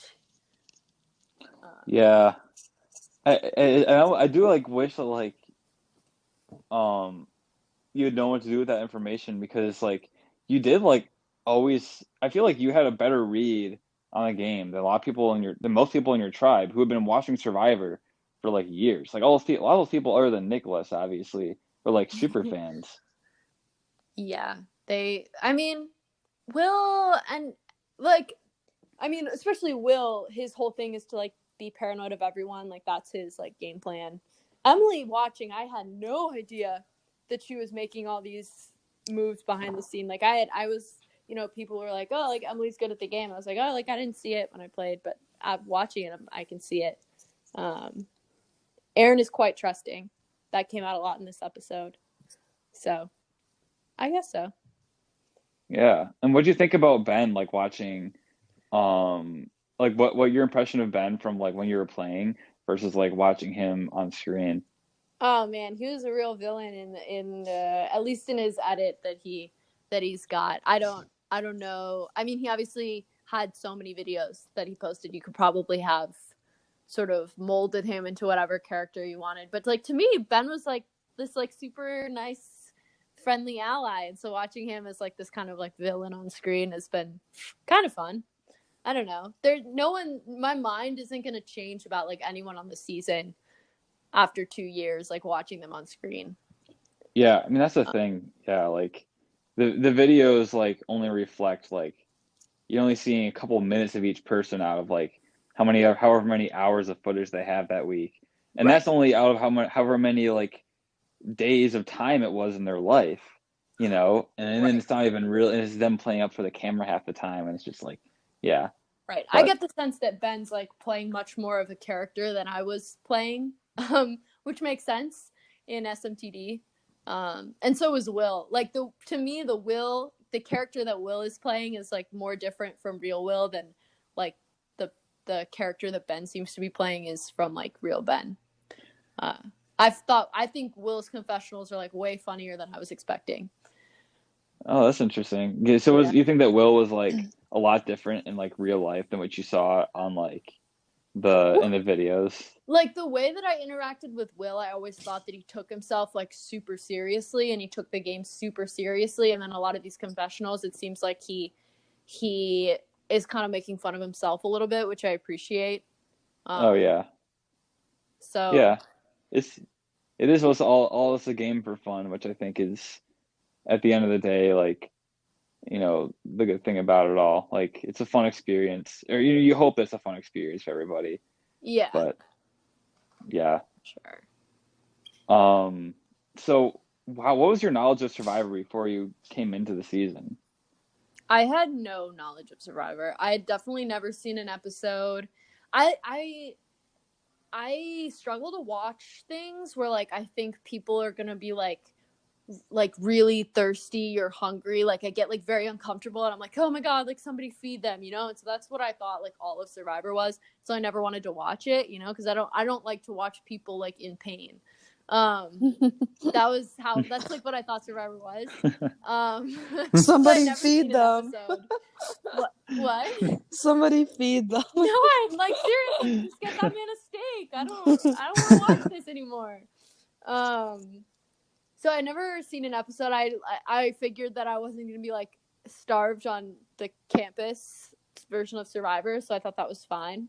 I think I Googled it a couple times, but yeah, I had no knowledge of Survivor at all. How did you find the going in. application? It was just on Facebook. I think it was on my like class of 2022 page. And you were just like, hey, like I'm trying to join a bunch of clubs. Like I'll join this club. That sounds fun. Yeah, I think I was very nervous about like not meeting people. Or like, oh my gosh, like Michigan's so big, like I'm just gonna slip through the cracks, and so I just like joined everything. Which didn't turn out to be like a bad coping mechanism. I met a lot of friends through Survivor. I certainly got out of my dorm a lot the first 2 weeks, Yeah. Yeah, you went to your first Survivor event before your first class, right? I did. Yes, I did. I think that was like Labor Day. And then I think the first challenge was on Labor Day, or maybe it was like the Sunday before classes started. Man, was that like one of the first like club events you went to also? Like just one of your first experiences at Michigan? I think I came to the challenge after tennis practice. I'm carrying my tennis bag in that first scene. But pretty much I had no clue what to expect. Was it intimidating like walking up to like this big group of like these college students who mostly have like have all been there much longer than you, and like you're just all these people are filming with cameras and I don't know. Like, I mean, I'm definitely quieter in that first like challenge than I am, I think, in my regular life. The thing about like, especially at home in Chicago, everyone like thinks that I'm much younger than I am. So I used to get like, oh my god, are you 14? But at college, like everyone just assumes that you're college age, and so I didn't get that, and that was kind of refreshing. So like everyone just assumes that you must be between 18 and 22, unless you're Will and you're 26. But true. Nice. Yeah, that's cool. I remember from your interview, I was there. I don't remember who else was there. Was a couple other people there, and you had like just gotten your wisdom teeth out. Yeah. So I remember we were just like, like Jessie, like she's like coming in as a freshman, like she just got her wisdom teeth out, like wow. Yeah, that was I think I was like slightly drugged during that interview too. Still. Yeah, I feel like we asked you a question. You had a really funny response. It was about like, um, who do you have any enemies? And you talked about like this person you have like a tennis rivalry with or something Oh from yeah, high Hallie. school. Yeah. Or like, do you have an enemy? I think that was a question. You're like, oh yeah, it's this girl Hallie. Like, Yeah. you immediately had an enemy, like that you Doesn't brought up. everyone have an enemy? Like, who doesn't have like at least one? Yeah, You know? That's true. it's boring if you don't have at least one Yeah. enemy. Yeah, Come you on. need to have an enemy at all times. Yeah. Like someone that you want to dunk on. And I would say like Hallie isn't like that person for me anymore. I've moved past that. But you gotta have someone in your back pocket that you're like, one day I'm gonna dunk on them. Always. It's like it's always in the back of your mind. Like it may be Yeah. 10 years from now, but like I will. Dunk Yeah, on maybe them. that's I not will like the dunk. healthiest mentality to go through life No. with. But Oh man, gotta have one. everyone has an enemy. You have Hallie. Me and Jack have each other. Will has Ben. Who's your enemy, Sarah? In Survivor? I don't know. Or Survivor, or do you have it in general? And do you have a Yeah, life I think just enemy? like Oh, for tiebreakers are your sure. enemy. Yeah, tiebreakers. Tiebreakers is the enemy. Okay, that's good. That's good. My grandma texted me today. She was like, she just watched last night's episode. She was like, "Are you all still friends after saying such horrible things to each other?" I was like, "Yeah, kind of. I think most of us are." I don't know. Maybe I say that, but maybe there are some like there's some true bad blood harbor between people from my season still. Yeah. I think it's good that you have the attitude of I mean you don't have any you may have enemies in life, but none of them are Survivor people. No, none of Which my is enemies good. are from Survivor. I feel It's like there just was high a school. period after I got voted out where I like kind of kept my distance. But after the sting sort of subsided, I was fine. Yeah, so can you talk about like what happened the week you got voted off? Like what was going through your head that week, and what were kind of your reactions to being voted off and the whole situation? Oh man, I was so clueless. That was like the hardest episode. Like my confessionals that episode were the hardest for me to watch because it was like, wow, like I'm so clueless. Like I didn't know what happened the week before. And it didn't really strike me as strange that I didn't know what was happening like the week that I went home. So that was tough to watch. And especially like I was so confused when I got voted out. And now it makes a lot of sense. Like watching it back, I'm like, yeah, like it makes a lot of sense that I went home. I don't know that I would have, like nobody else picked up on it. You know, Ben and Brady clearly didn't think that I was going to be the one going home. So it's not like I should have known, but I probably also shouldn't have been that shocked. So that was like my clueless moment, I think. Because you said that like shown. you're saying that like your conversations with Will like definitely didn't you say they didn't really go great that week? Yeah, I mean, I think me and Will had like a long conversation. There was only a small clip of it in the episode where I think I was just too tired or like really thought that my sort of honesty to Will would be seen as trustworthy rather than like a liability when he's like asking me, you know, whose side I'm on, him or Ben. And I didn't really know how to lie. Like, I don't know how to lie that convincingly, or I just didn't try that hard. And that was definitely my downfall, you know? I think it was smart for Will to get me out if I wasn't on his side. And I told him as much. So. Yeah. Could have pretended to be a better ally to him for a little longer. But yeah, So- I guess sorry, go ahead, Sarah. I was gonna say, how do you feel? We were talking about how you happen to never vote on the right side. Oh, like man. you're never on the right side of the vote. How do you feel about that? That's tough. I mean, the thing, that first vote, when they told me that, like, I had to put a vote on Erin because what if she had an idol? Like, that wasn't, like, that wasn't my fault. Right. I got, like, sort of tricked into doing that. I would have been on the right side of the vote. That's true.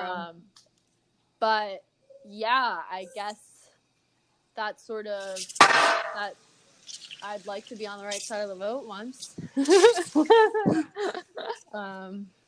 Maybe I'll get a chance to play again. Who knows? Ooh. Come back. Ooh. I'll have like the longest like play the first semester of my freshman year.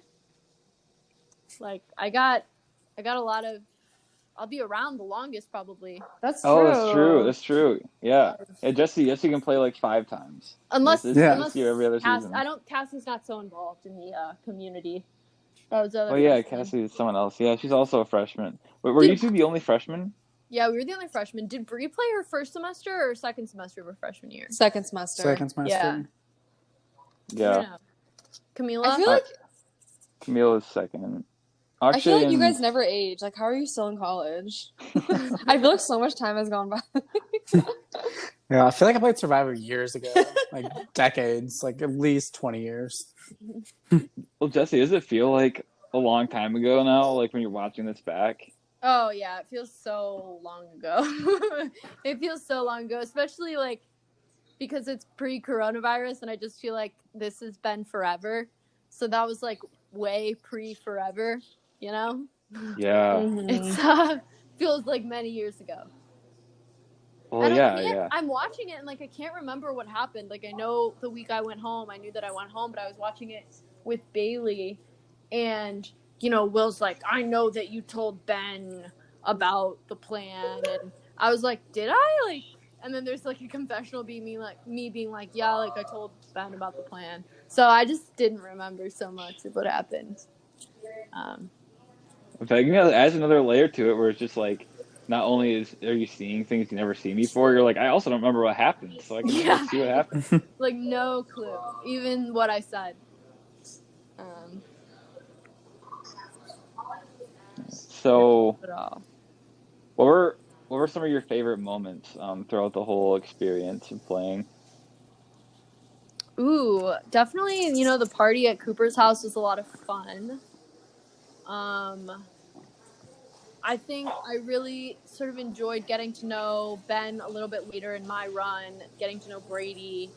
I think sort of as the season progressed, like I started to get a little sort of overwhelmed at all of my things that were going on, so I didn't play nearly as much. But it was also just like you feel very, I feel like self-important when you're filming yourself all the time. So that was kind of nice. Like, here I am. Yeah, Somebody's definitely. gonna watch these. Just talking to yourself, and yeah, I know exactly what you mean. There was this one time when I was filming Confessional in my room, and like I think people were like outside my room giggling.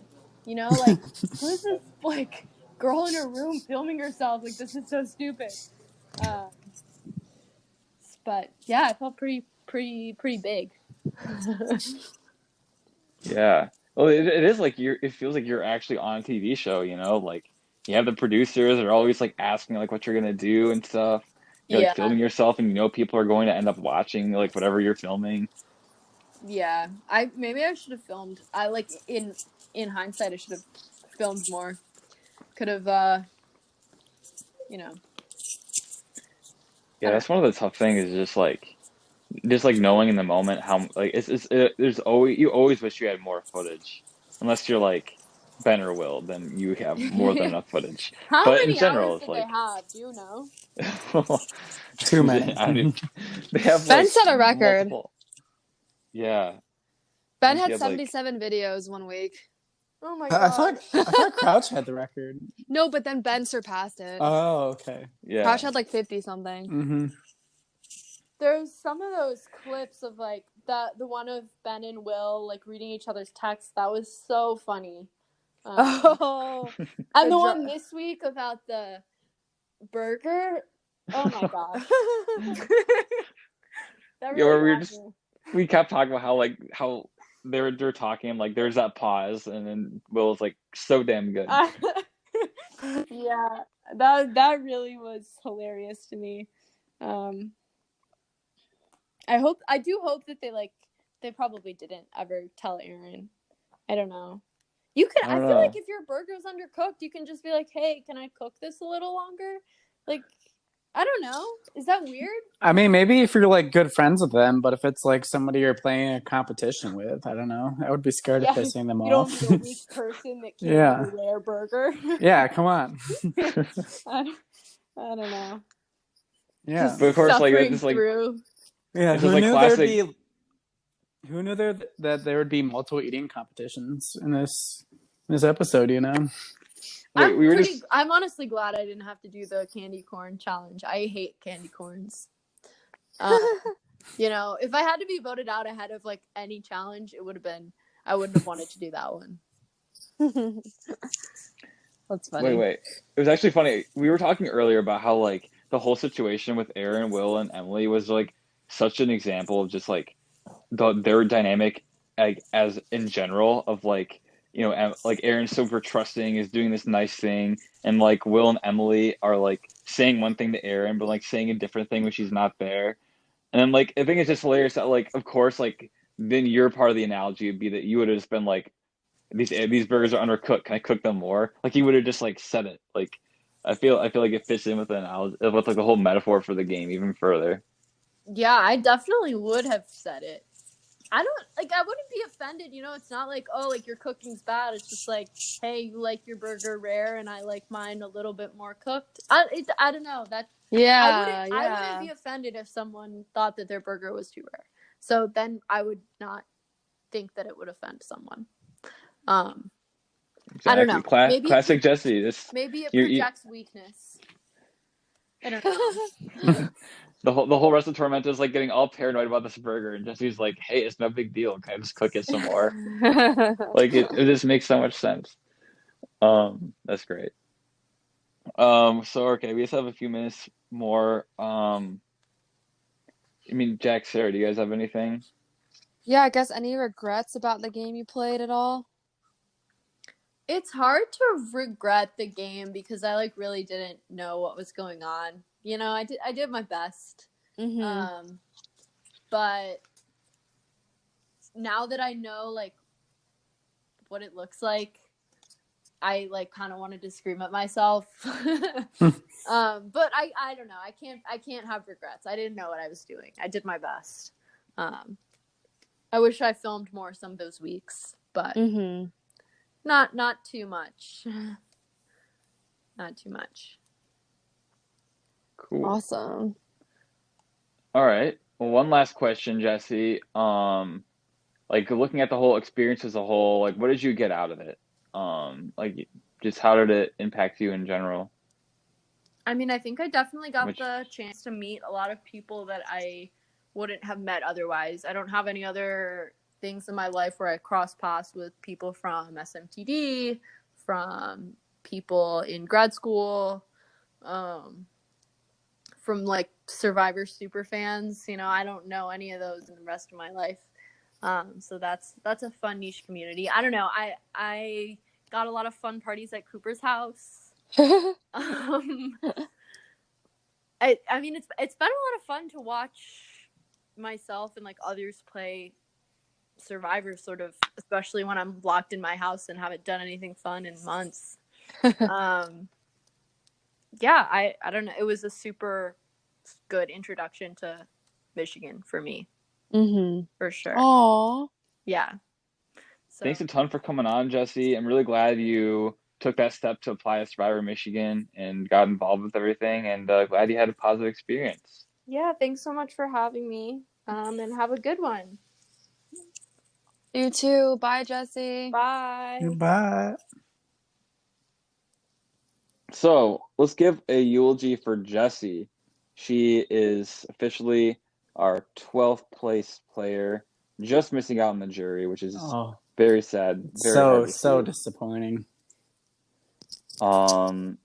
So yeah, really great having Jessie on as a guest. Let's talk through her game. So I feel like we talked about this a little bit already, but I kind of think that like the thing with Jessie is, as we kind of talked about with her when she was a guest on here, like how she knew a lot of things. She was very perceptive, but she just like didn't know what to do with the information.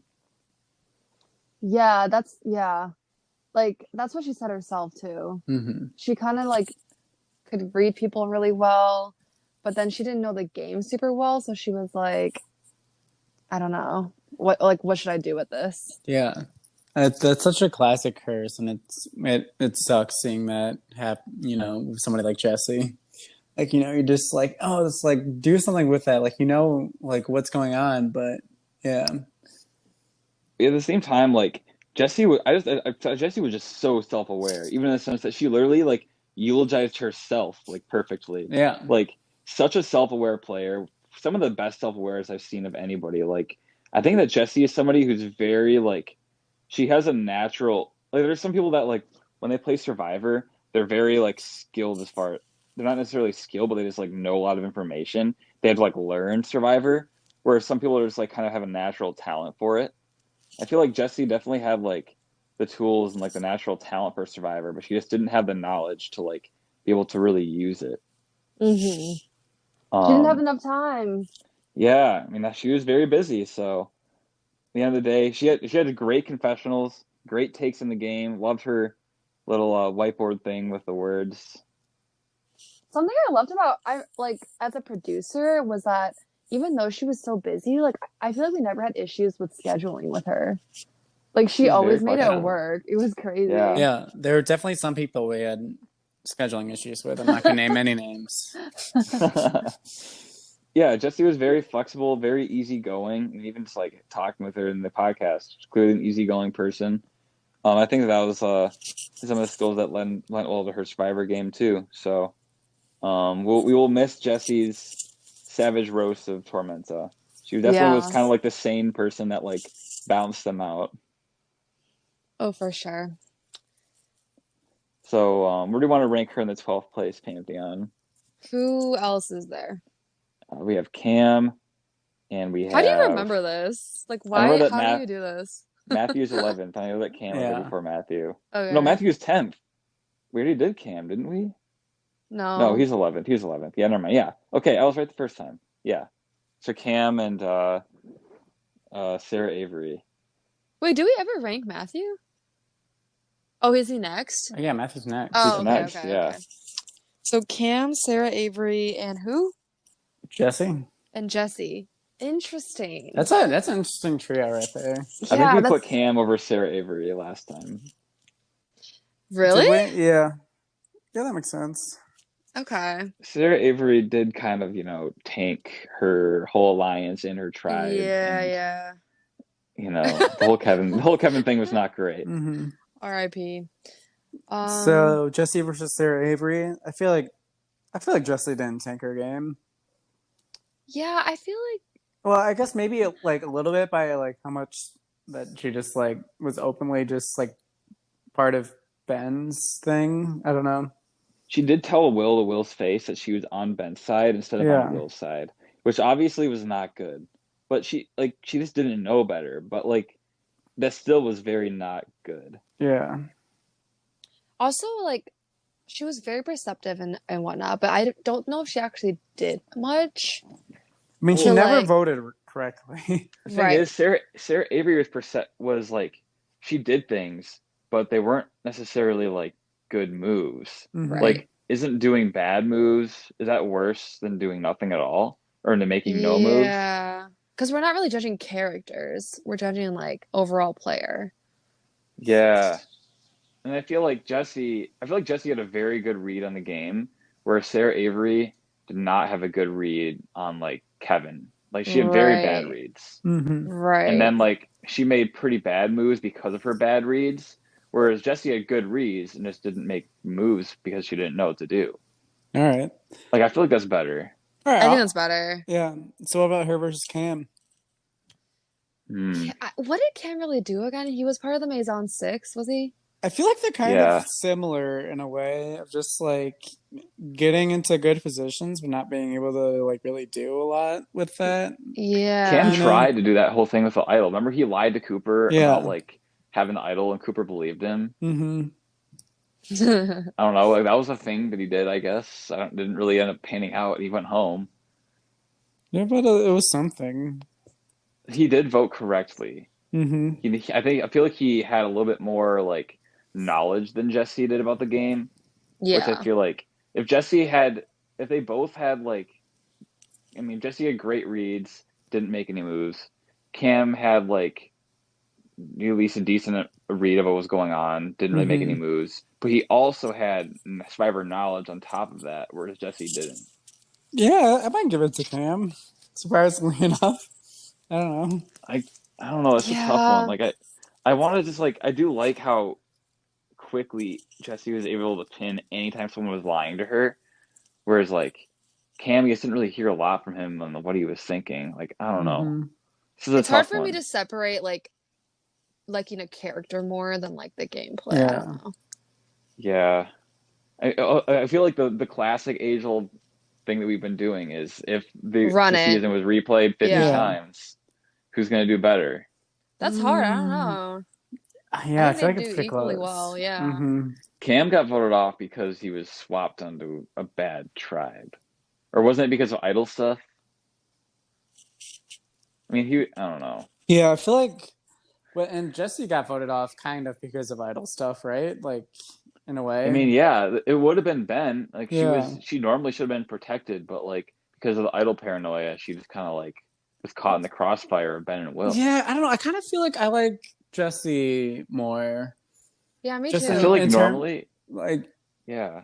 just in terms of like, if talking about running the thing 100 times, like I feel like Jesse is like more involved almost. Like I feel like Cam a lot of times seemed to kind of be a little bit, disengaged from it. I mean, I know his arm kind of got disengaged from it, but Oh. yeah, I don't know. I just feel like, say Jesse, instead of teaming up with somebody like Ben, teams up with somebody, even say like with Will or like somebody else like in more power. I feel like she's able to get further, and maybe is like the type of person who, I don't know, if somebody takes a shot at the other person, if like they don't have an idol, like she can make it further. Whereas like with Cameron, I feel like it's kind of hard for me to see him. I don't know. I feel like a lot of times in this season, we're giving a lot of credit to like season 3 people. Maybe season 3 people are just like really good at the game all around, but I don't know. Yeah. All right. Well, I guess I'm okay with putting Jesse over Cam, if that's what we're thinking. I mean, because also like Jesse has a perception that I feel like normally if you're gonna run the game a bunch of times, having a really good read on who's lying to you is generally gonna benefit you better. Yeah. Like you don't need to make moves in order to like make it far in the game. You just need to know which side you want to side. Like, so I feel like she just kind of Yeah. And that's why I feel like if she ended up with somebody other than Ben, as being seen as super tight with, like she would have made it a lot further. That's true, because she was a result of Ben. Like yeah, she was very much vote like out. a casualty. Yeah. Okay, yeah, that's what I meant. Casualty of Ben. Yeah. Yeah.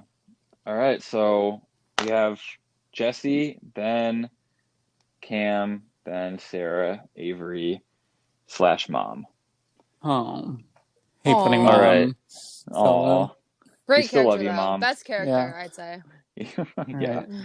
All right. We had a lot of discussion about Jessie and how she was kind of caught in that crossfire that Ben Will war. But to get some more insight into that war, let's have on our next guest, Ben. Hi.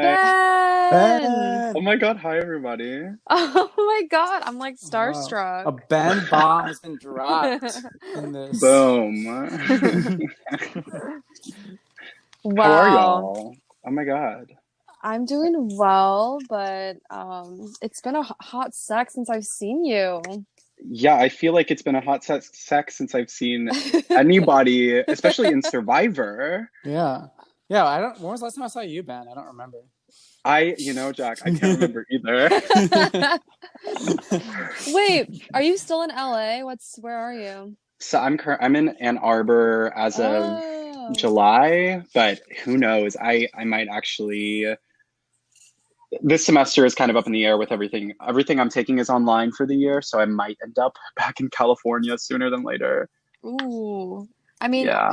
Did you like Cali? Because I love Cali. Yeah, I love it. I mean, like, if you come from Michigan, you want to go to where it's warm and beautiful and never freezing cold. Yes.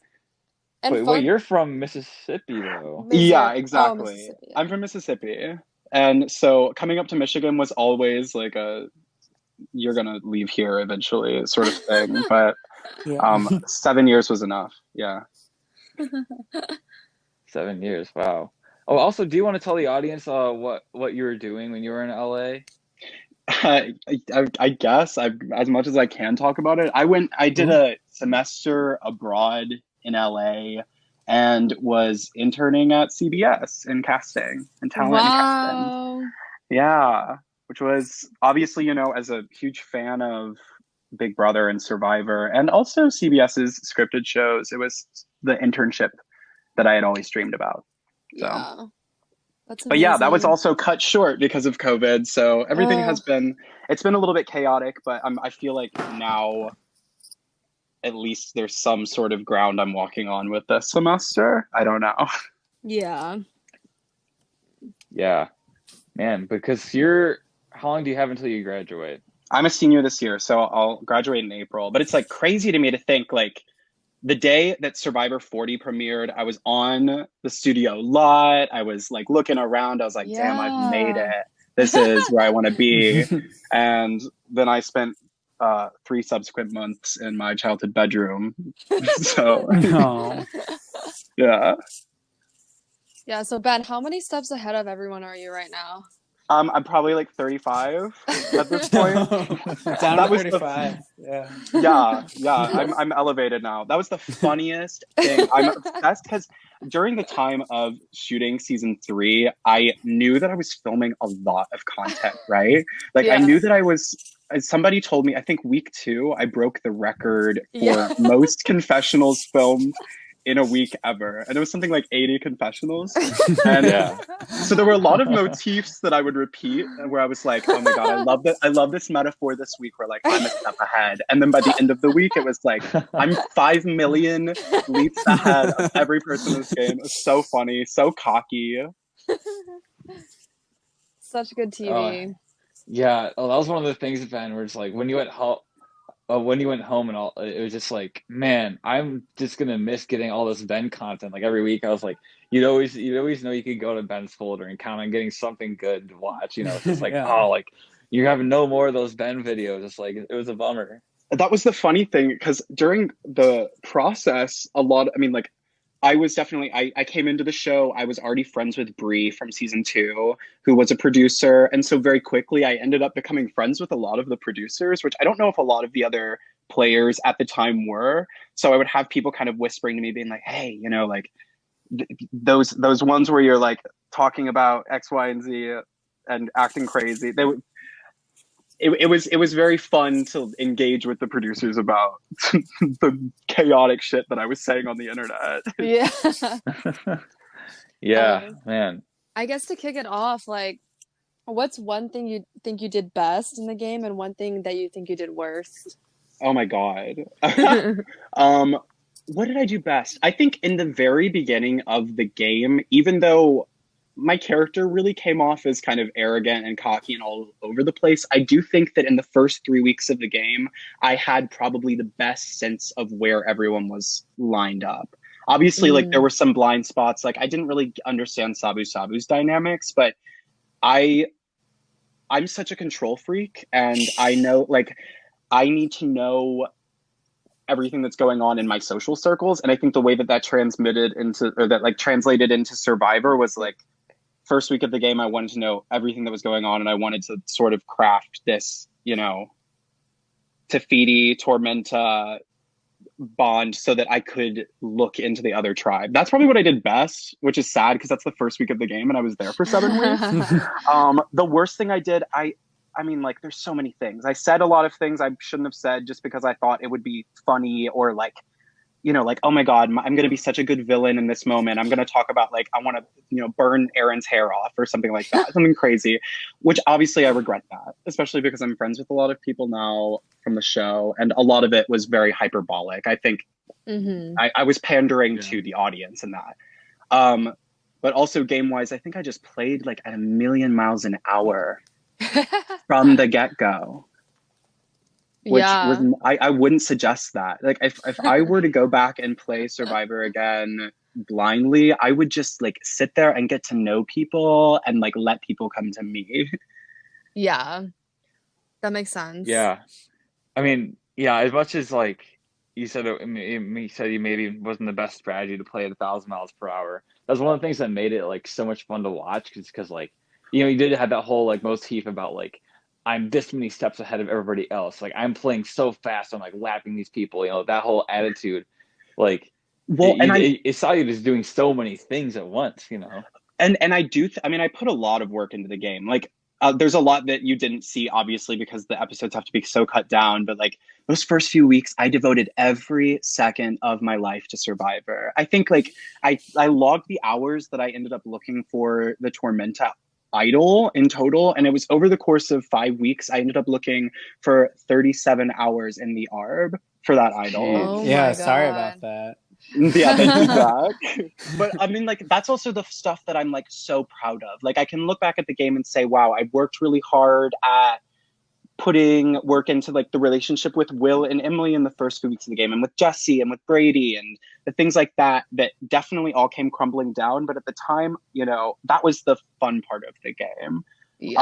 I also do think like maybe this is cocky to believe, and like I would love to hear what you think about this, but I think that myself and the Kroger Plus Alliance, the speed that we were playing at sort of set the tone for the rest of the season. Yeah, No, I would because definitely agree with that. if you don't have me and Will and Emily making each other so paranoid and, basically like walking circles around each other playing game, like I don't know where the game would have been after the swap. Yeah, I feel Yeah, like no. with season 1 and 2, like it kind of like took a while for things to get going. Whereas, yeah, definitely because of that, the Kroger Card Alliance, like things were Yeah. like off like from the get go. Did I they also I think that's think- what's made this show, this season, so much fun to watch. I agree. And like, I mean, it was hard for me, obviously, as we see it, like I was the first one out, but like, I'm so thankful that I was put on me and Emily and Will were the first 3 people that first day to be put together, because could you imagine a season where we don't end up on the same tribe together? And like, Yeah. if I had been on Tafiti or if I had been on Sabu Sabu, I don't think I would have played nearly as chaotic of a game. I think I would have laid a lot lower because the personalities just weren't that neurotic. Yeah. Yeah. You Yeah, guys fed off each other's energy.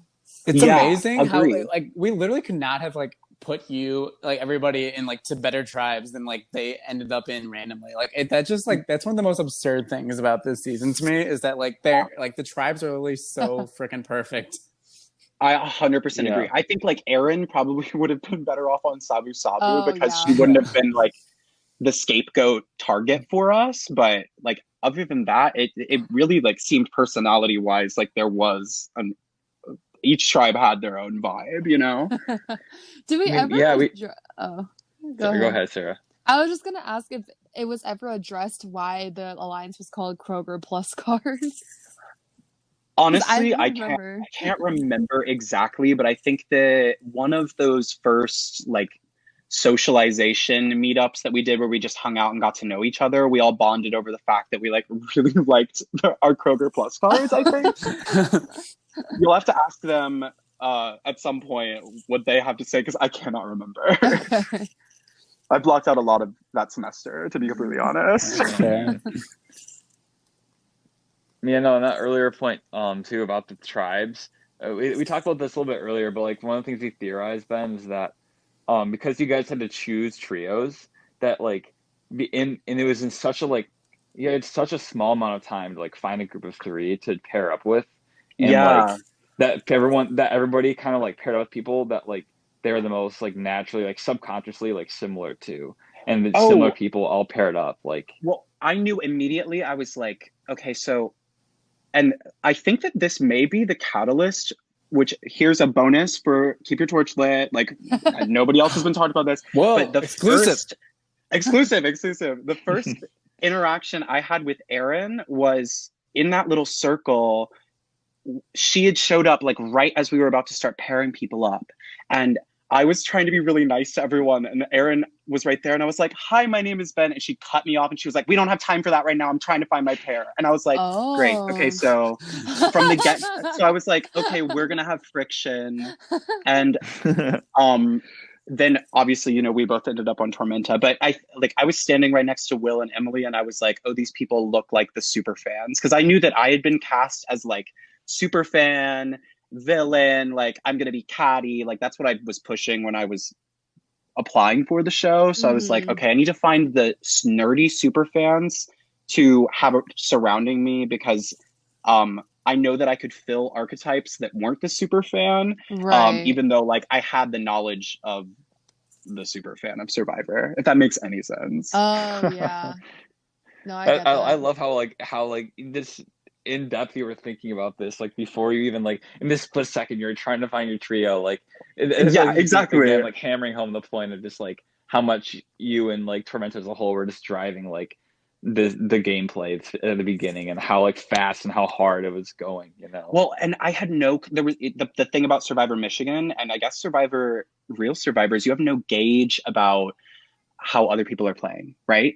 You don't know if people are just kind of being social, if they're like, oh, we're just hanging out, we're getting to know each other, or if people are like behind your back from the get-go, like that guy needs to go. And I like it's the environment of paranoia. I think that the big thing about Survivor that I didn't realize is like it's a lot about just managing expectations and managing your own paranoia, which I was not very good at.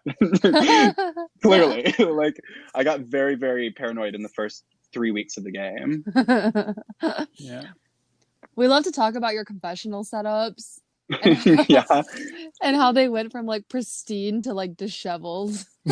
Yeah, that's a representation of my emotional state that semester. Because the first 3 weeks, when before the swap, I had like my classes were still kind of they hadn't picked up yet. I was like in a very good headspace. I was like, oh my god, I'm ready to play Survivor. And then right around swap time comes, like I had some really jarring personal news that like affected me for the rest of the semester. And on top of that, I also started rehearsals for a play that was rehearsing every night for 4 hours until 11 p.m. So yeah, the first week of the game, I was like, oh, I'm going HD. Like, we're in the diary room here. But, yeah, by the end of it, I was just hanging on. I think that it was clear that it was my time to go. Yeah. But I'm you went out with a bang, which is exactly what we would have thought, like expected from you. Yes. I can't not be chaotic. Okay, so I want to know your opinion of it, of the quote unquote the Ben bomb, right? Yeah. So I guess we'll see more of it in the next episode, possibly. I don't really know, but so when that was happening, what were the producers thinking? Because at that point, I feel like I had gone a little bit rogue. Yeah, a little bit. I definitely remember a discussion we were all having about like, is this like something that we're gonna allow? And we were like, well, we already kind of told him that he could, so it's like we can't go back and like say he can't. But we're also like, I mean, you're still in the game. You can say what you want as long as you're in the game. We kind of define you being in the game is before your torch is snuffed. So yeah, like as long as your torch is lit, as long as you keep your torch lit, I guess. You can do whatever you want. Yeah. God, if I could only keep my torch lit. Yeah, no, I remember at the time, because I was like, not a lot of people had been on their phones at Tribal, and I'm pretty sure that another Keep Your Torch Lit exclusive about production of Survivor, I'm pretty sure that I am now the reason why you can't have your phone on at Tribals in future seasons. Yeah. I definitely feel like it was low-key the Ben rule. Yeah. Yeah, basically. So if we do Survivor Michigan Game Changers, I'm coming back for that, right? Okay. Yes, you and Cassie. Cassie's the game changer that made us start giving out allergy forms. Yes, that is true. You know, I was also lactose intolerant, and that challenge ruined me. And I was kind of happy Cassie said something. Oh, wow. I'm fucking with y'all. Yeah. I am lactose intolerant, but I was fine. I was fine. That's fine. I was just like, oh no, another person. Yeah, y'all got a lawsuit coming. No. Yeah. Oh no. That's why Katie Reed made all of you guys sign waivers. Okay, can we talk about Katie Reed for a second? Like, I would love to spend just like 5 seconds of my podcast time to talk about Katie Reed. If for the listeners who don't know, she has been a producer on Survivor Michigan since season 1, and she is the backbone of this organization. Yeah, And we've, like, we've had her on the podcast. Yeah. you've had her on the podcast. Oh my God. Yeah, Mhm. I not clearly haven't been doing my You research. haven't listened to every episode of Keep It Touch Lit, Ben? Get out of here. I'm not a super fan yet, but I just want to give a shout out to Katie Reed because, like, I don't think Survivor Michigan could exist without Oh, her. Yeah, she's retweet. like on top of it. She keeps the guys in line. Like Yeah, she really Ian, does. Cooper, like Yeah. she whips them Matthew in shape. Israel. Yeah. Yeah, me and Jack and all of our nonsense. Mhm. Shenanigans. Although I want to ask about your crush on Devin. What is the backstory of that? You know, I don't think I actually had a crush on Devin. I think at that time I was like, no. I mean, like, you can see literally, okay, so the challenge that we did, the candy corn challenge, was actually directly after the tribal where Jessie was sent home. So from that moment on, my whole goal when I was in the group setting, which I didn't meet up with a single person that week, which I know is bad, and I like knocked myself for that a little bit because I should have played the game a little bit my last week. But during that challenge and then during that tribal, my whole goal was just to like be as chaotic as possible to make people confused and scared. So saying that I had a crush on Devin, he and I had never really, I mean, the only time we spoke was when we both tried to play each other at the swap, and neither one of us was really successful. I guess he was more successful. So I was like, if I say that I have a crush on Devin, maybe people will like think about him in a way they haven't before, you know, like why would they'll Trying to go chaos out the door. literally, I mean, like, clearly I was being chaotic out the door, like with the Ben bomb and everything. I just wanted everybody to be, I wanted the game to shake up because, like, at that point it was like you had Sabu Sabu and you had the old Tafiti and then you had like my fractured old alliance, and I was like, this is just going to be a boring season if people don't decide to actually play now that I'm gone, because I was the final like common enemy, right? So I wanted, me leaving, I was just like, please, like, let something shake out that's not just a pagonging of every tribe. Gotcha. Of like Tafiti and Tormenta. I love how thought out your exit was. Like everything. You're like, by the way, check your emails. Well, and okay, fun fact, I actually drafted that tweet for the tribal before. Oh. Yeah. So I had it written for Jessie being sent home, but I think when I was sure that I could get the idol from Brady, I decided not to send it, obviously. Gotcha. Oh wow! So you got that ready like like during the middle of like you and Ben kind of having like your rivalry. Yeah, me and Will. That's what I'm saying. Yeah, sorry. You and Will. I feel like you did kind of have a rivalry of yourself. I don't know. No, Jack, I think you're so, like, I genuinely think the biggest competition I had in the game was me. Like, I think that the only person who was playing as hard as me in my own head was me. Yeah, I mean, you did kind of, I feel like you did kind of like beat yourself. You kind of voted yourself out in a way. I really did. And like the week I was going home, I was like, I'm going home this week. I mean, like, which that's probably my biggest regret is that I had burned bridges across the board, right? Like I had burned bridges with Kroger Plus and I had burned bridges with Sabu Sabu, and like Cassie and Dylan wanted to work with me, but like were very, very sus of me. So I think I was so defeated, and I don't beat myself up for that because I was going through a really rough time at the time. But I wish that I had tried. I wish that, like, you know, Emily B is somebody that I really get along with now and I like a lot. And I'm like, what if I had attempted to like breathe a second and then reapproach it from a different frame? Right. Because like nobody plays Survivor as chaotically as a 19-year-old does. Yeah. Oh man. Yeah. Oh. That was I am really bummed that it really sucks you had tough things going on in your life, and I mean, obviously that comes before the game, but like, that's the thing about playing Survivor during a college semester is like, you never know what's going to come up in your life or what's going to come up with your classes or, Oh my God. And life happens, life happens, and you can't like that was a really, really hard part about Survivor for me, was that I am so lucky and have some amazing friends at Michigan. And so while I'm playing Survivor, taking 18 credits, doing a show, and like dealing with personal issues in my life, I'm also, wanting to commit time to my friends who I like deeply care about. And I don't want to, like, I think there was a point where I was like, wow, I am spending more time socializing with people who like are lying to me behind my back than the people who I really care about, which I should have factored in. I knew I was going to be playing Survivor, but you don't realize how hard that's going to be until you're faced with it.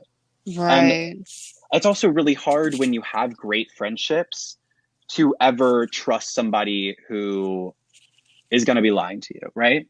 Yeah. Or to want to go out and spend time with the people that are blatantly lying to your face. But also, like, I was doing that too,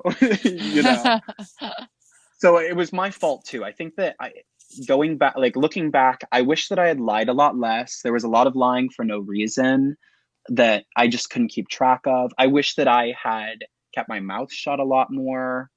But also, I don't really have any regrets because this happened 2 years ago and my life has changed so much that it's like it doesn't really matter that much anymore. Yeah. Yeah, it is like crazy to think just like how much time has passed since then, and like even just in this podcast, listening to you and Jessie, and like how much you guys have like changed and grown up since Survivor happened, but also like how different your guys' perspective is looking at it 2 years, and from the future. I'm pretty sure Jessie, Cassie, and I were the youngest ones. Okay, so you're the next youngest after Jessie and Cassie. Or Jessie, Cassie, Emily B, and I were the youngest ones, which doesn't look like I'm the youngest one because I had a full beard when I was 19. But like, I see myself playing, and I'm like, oh my God, what a baby,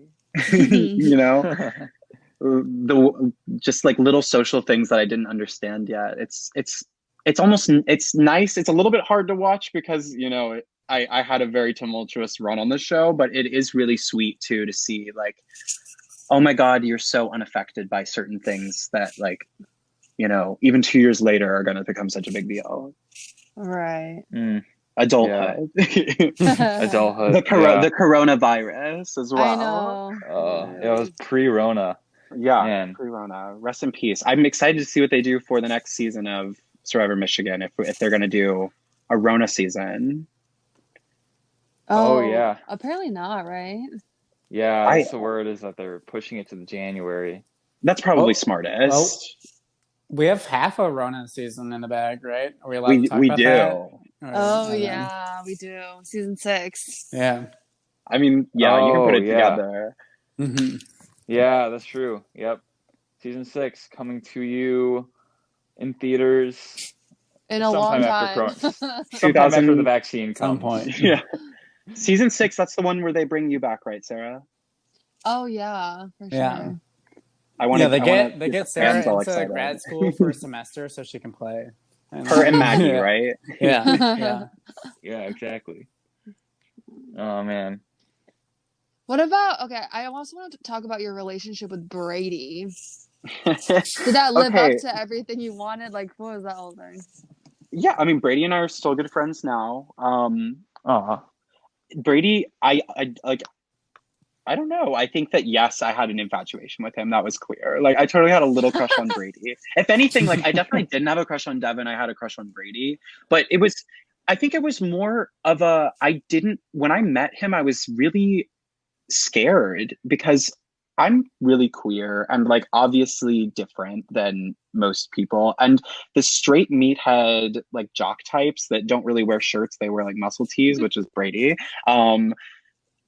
Usually I don't tend to get along with them, or like they look at me and judge me pretty quickly. And ironically, the people that in my head I was like, they're going to judge me and not like me, which would be Brady and Dylan, were two of the sweetest people to me. Mm-hmm. So that's why I was really loyal to him, is because he was so willing to be himself around me and to like be in this alliance with me and not, you know, like go behind my back and say anything about me, which like that's kind of like a low bar, I guess. It's like, okay, good, Brady's not homophobic, but for me at the time it was really like that was important to me. So that was like the start of that. I wish that we saw more of, after the swap, Brady, Jessie, and I were pretty tight as a three, and I wish that like we spent a lot of time socializing together. I guess there was not a lot of gameplay because it was a lot of us just kind of being like, we're so like, you know, with this right now. But that was like those are my ride or dies. Brady and Jessie, like still very, very tight with them. Would jump in front of a train for Jessie and like would do a lot, like would go to the end of the earth for Brady. Even though he voted for me twice. It's kind of like Mike. Like he intimidated me at first too, but then he was so nice and not at all what I thought his stereotype would have been.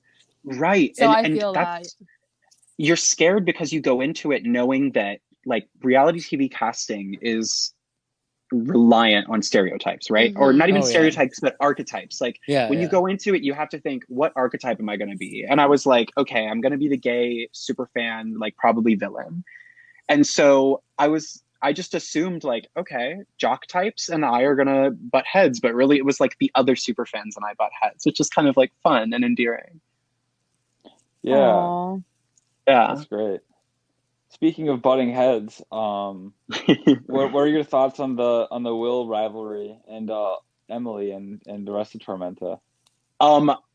You know, I love Tormenta. I think it's the most like troubled tribe in Survivor Michigan history. Like it's like so disturbed. I genuinely think that the people on that tribe, including Nicolas, are like early loss. Some of the smartest, biggest personalities I've ever met. And I think that if I met any of them outside of the context of the game, where like I wasn't paranoid of them all the time, I think that I could definitely be very good friends with them. I'm not necessarily like very good friends with everybody on Tormenta just because we really went through a lot together, but I have so much respect for them. Like Will is out here. He got his doctorate and he's learning how to like become a pilot. Emily P has grown so much over the past 2 years. I know that y'all know, I think y'all know Emily P, right? Yeah, y'all are around. I know. She's had a lot of stuff going on. I mean, and like we have been, when the season was over, the beef with me and Emily P was squashed, and Will and I ended up having some conversations after the season, and like there's, from my point of view, there's not any beef anymore because we are all adults and like just genuinely played this game with like too much of ourselves. That's really great to hear. I'm really glad that it sounds like you guys were all able to put your beef away, because you know, watching this season, I think it's pretty obvious that you and Will were like really like playing up for the camera. You know, like you guys wanted to. You were in reality TV mode with a lot of the stuff you were saying about each other, and like, you know, I think it's good to know that like you guys don't actually hate each other. You know, we never hated each other. It was genuinely like one of those things of like, from the beginning we knew that we were characters, right? But then we got so invested in this character that it was almost like it became a little bit too real, right? So I definitely regret some of the things I said on camera, and it's about him, but like specifically like Aaron is the one I really, really regret, because a lot of this, I think, and this is something I want to talk about too, because it happens on Big Brother a lot in recent seasons, is that a common enemy is oftentimes like having a scapegoat, one person as a scapegoat to be like the root of all evil, to blame all of your issues on, is like a very common modern gameplay in these reality TV shows. And we're seeing it right now on Big Brother All-Stars with Janelle. We saw it last year with Kemi. And on Mason Confused, it was Aaron for a while, but then I think this week, this episode, I think that it became me, sort of. Like everybody needed to dislike me in order to stay strong. So I'm curious to see what's going to happen next week now that they don't have me to blame all of their issues on. True. Yeah. There always needs to be somebody to Yeah. blame. Exactly. And I You're think like that that's the partially Janelle my of this I mean, season. I'm Yeah. not, do not compare. I'm not saying that. I know that there's people who have strong opinions and would not like me saying that, but no, I regret that because I think that that was something I tried to bring into the strategy of the game was like, okay, we need to get everybody to dislike Aaron in order to like have some sort of sense of a top and a bottom in our tribe, but it just kind of spiraled out of control in order to like really make it believable, and that wasn't right. You know, it's a college Yeah. game. It's a game. And Erin is like the greatest person in Survivor. I know. She's so sweet. Mm-hmm. Yeah. No, yeah, I'm glad that I just think that like it's really great having you be able to speak into this stuff too on the podcast because it's like, you know, what a lot of people watching the show, they don't have the full picture and all the stuff that was said and all the stuff that happened and how it was dealt with afterwards, and you know, like I don't really read the comments and stuff because you know it can be hard sometimes. People have their opinions, which I don't blame them because I'm also one of those viewers. I have my opinions when I'm watching, but no, I think that you won't understand a reality TV villain until you've become one. And now that I've become one, I think that I understand reality TV in a different light. And honestly, it's helped launch my career, so I can't really complain. Yeah. Amazing. I guess last question. I don't know if you guys have any more questions, Jack or Sam. I guess I had one more. Were you thinking of the last? Oh, I was gonna ask the last question. Oh But yeah. if you have another one, Before go that, ahead. I was just gonna ask you, Ben. What like were the main things from your strategy that you think were missed in the edit, or that we didn't see? Oh, God, that we missed in the edit, I think would be. Oh, I haven't thought about the game in so long. That's so funny. Okay, so I'm gonna be completely honest. I didn't watch some of the episodes, so I'm not sure exactly what made it to the edit.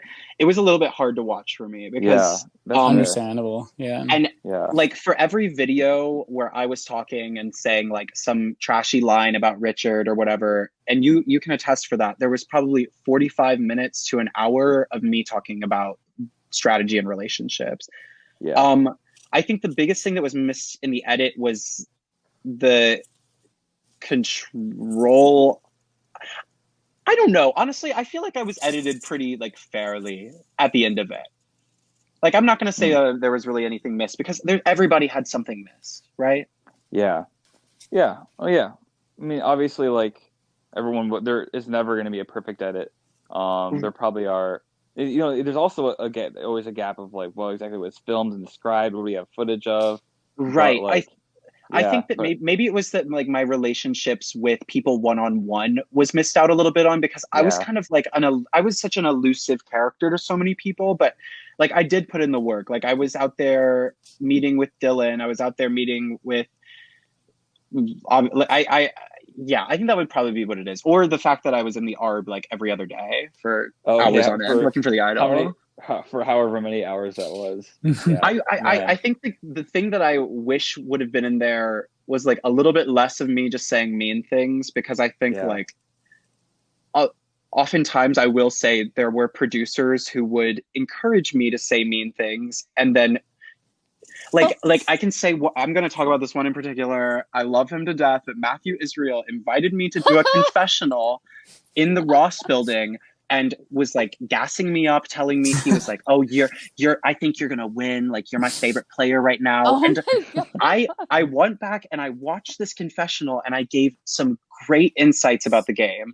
And then the only part of it that was included in the episode was when Matthew was like, how do you feel about Erin? And I was like, oh, I don't know. And then he was like, what would you want to do to her? And I was like, oh, okay, I get where they're going at. And that's when I was like, oh, I would throw her. And then he's like, off of this? And I was like, yeah. And so that was a little bit frustrating for me, because there were times where I felt like some of the producers only valued me for my like really witty comebacks, or just like the shitty things I would say because they knew it would get aired. But there was like a lot of, I think, insightful things I thought about the game, and maybe you'll see some throughout the season. Maybe I'm not done yet, but like I think I had a better grasp about Yeah, Whoa. I think I had a better grasp about the dynamics other than Sabu Sabu. I really was Aliza played the hell out of me, but like other than that, I think that I was more on top of it than it maybe portrayed me to be. Because I think my Gotcha. Yeah, downfall came a totally. little bit later than it was in the edited thing. I think you have to build a story arc to make it make sense why I went home so like crazily. You need me to be a little bit more disliked earlier in the season than I think I was. I Yeah. think Because of moral the of the story. Sorry. no, you're good. I think moral of the story is if you play Sarah Michigan, never do a confessional with Matthew Israel in Ross. No, Like that and is like always a bad decision. detriment Yeah. to your game. And also, if anybody out there ever wants to play Survivor Michigan, my advice: film exactly only what you think is the most important. Don't go rambling on. Be very concise. And watch your things before you upload them, because like you don't know what's going to be on YouTube in a few years. And like, yeah, when I was 19, I was like, I don't give a fuck what's on the internet. I'm crazy. You know what I mean? But like, Yeah. there's a point where you're like, oh, you know, maybe my kids are gonna someday see me acting a fool as a 19-year-old. Honestly, I think they'll love it. But like, gotta be careful. And don't let producers get in your head too, because I think that sometimes, especially in these college Survivor things, producers are oftentimes the players who've played the game, and they sometimes can get a little bit, I think they can feel left out, that they're not in the game and they want to play it in their own way. And you need to make sure that you're also playing the game of holding your cards from production as you are from the other players. Because that was an open book. Yeah, the Danny Boatwright strategy. Yeah, exactly. Exactly. Oh my God, you love Danny Boatwright, don't you? She's from Kansas City. Yeah. Yeah. I have a picture of Danny Boatwright. Yeah, I love it. know, Yeah. I'm not sure if I could say I stan her because I, you know, her politics, but I really like her on Survivor. So yeah, you know, if Kansas City, you know, yes, you gotta ignore some things.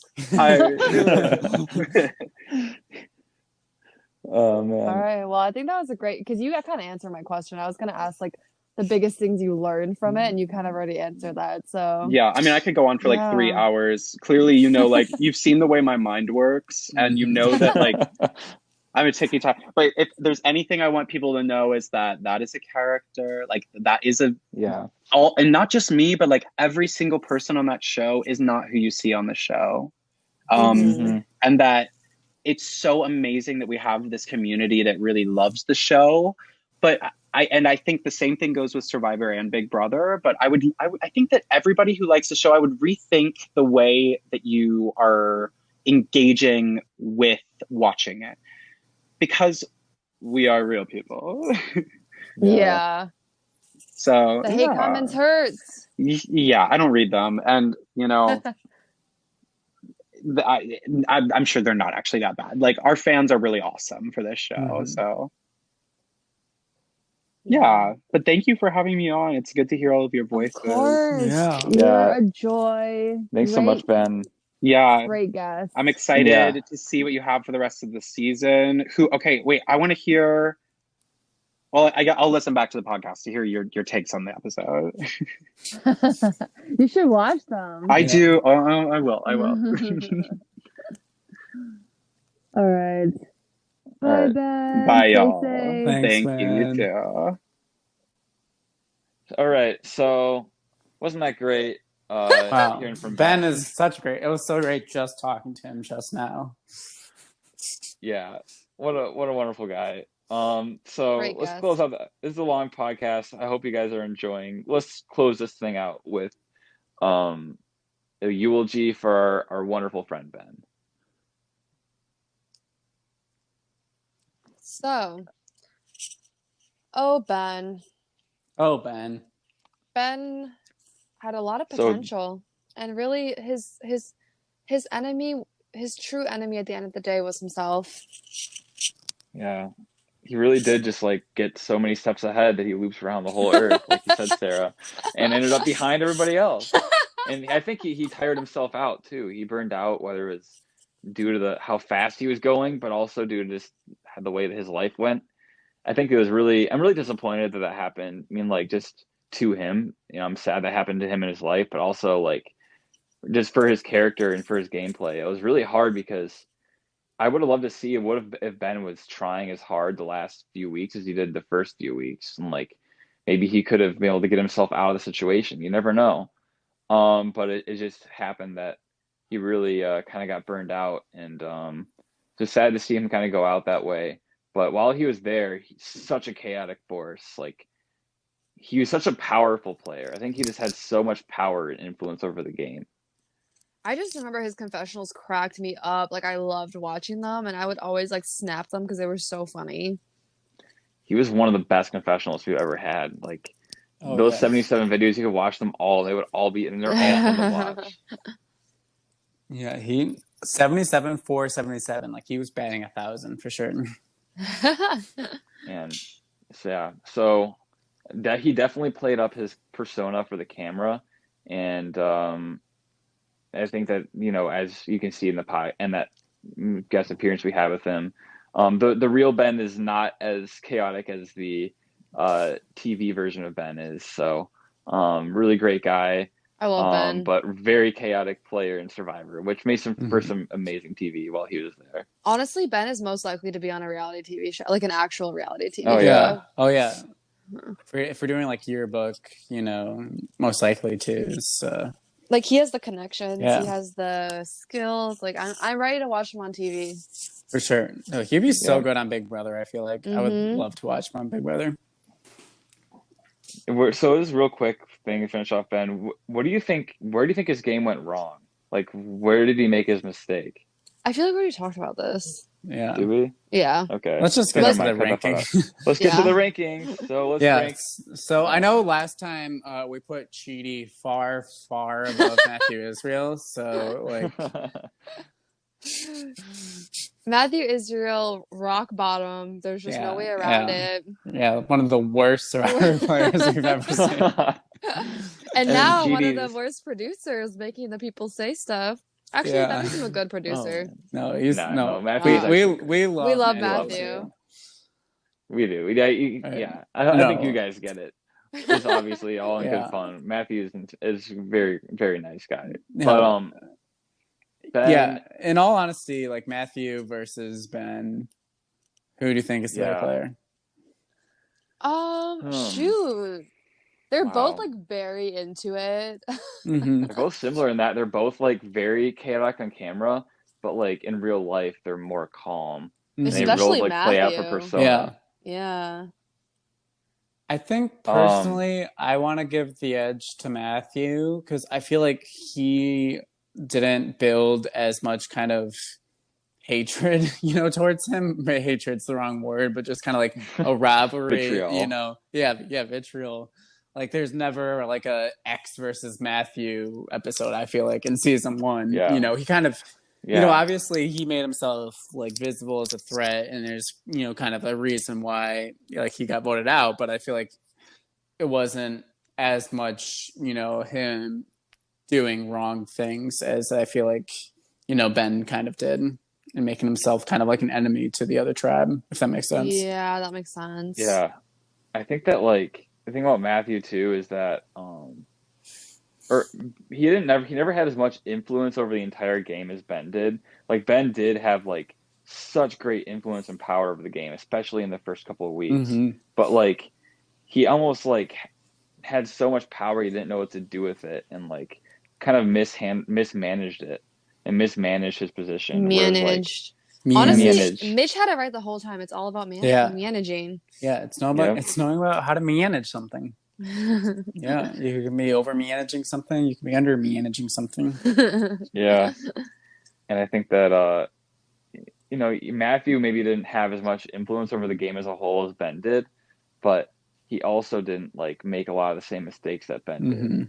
Like, and I think that playing the season over and over a bunch of times, Matthew will usually make the right decision for his game, whereas Ben, like, if he plays the same season 3 game 100 times that chaotically, like, Yeah. I don't know how many scenarios that it's going to work out well for Ben. Yeah, I feel like I I feel like Ben is a lot more emotional, and like whereas Matthew is more like very strategic, like to a fault, you know? Yeah.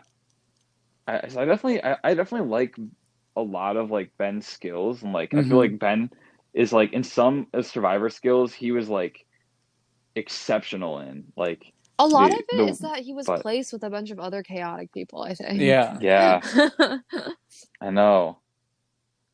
I feel like they're both like good players in different ways. So Yeah. it's really hard, but like if you play the season, if we're just going strictly by like who lasts longer than the other person, I would probably have to say Matthew, given like if he played a season 1 strategy over and over and Ben played a season 3 strategy over and over. Because Ben's playing against a lot of other people that are very game savvy. And I think he kind of underestimated them at first. Yeah. How would Ben have done on season 1 in this universe where he gets cast in season 1? Oh man. I feel like he kind of like I don't know, I feel like he might kind of flame out early again. I don't know. There's Like, not I just as feel like- many people feel to like- butt heads against, I feel like. Yeah, but like at the same time, I feel like it would have made him like such a visible Big target threat. early on. Yeah. I don't know. I think he's like a mid-merge. I think that the strategy he's playing is definitely like an early merge boot. Like Yeah. That's like strategy. Matthew, though. Mm-hmm. That's true. That's true. Well, Matthew, he didn't have as much visibility though to the rest of the people in the game. Like he kind of got voted off like at the swap before the merge. Matthew making the merge, he might have been able to play differently because Maison ended up, having the numbers for a while. So, well, maybe that's not even completely true. I don't completely remember what happened season 1. Anyways, so I guess it's settled then. We have Matthew over Ben. And Chidi over both of them. And Chidi, Yes. 10,000 million steps ahead. Of both Yeah, of them. exactly. All right. Wow. Cool. And Yeah. with that, this is definitely the longest podcast we've ever recorded. Yeah. Really? Oh, it's 3 hours. I feel like we've It's done 3 worse. hours. We've done 3 way hours. worse. Maybe. Trust me. All right. Yeah, especially when we're talking about our own games, I feel like we could talk for 10 hours. Yeah. True. And we did talk a good amount about our own games in this episode. So We we did, brought up we season did. 2 a lot. So All right. Well, thanks for listening, y'all. We'll have some great content coming to you yeah. later.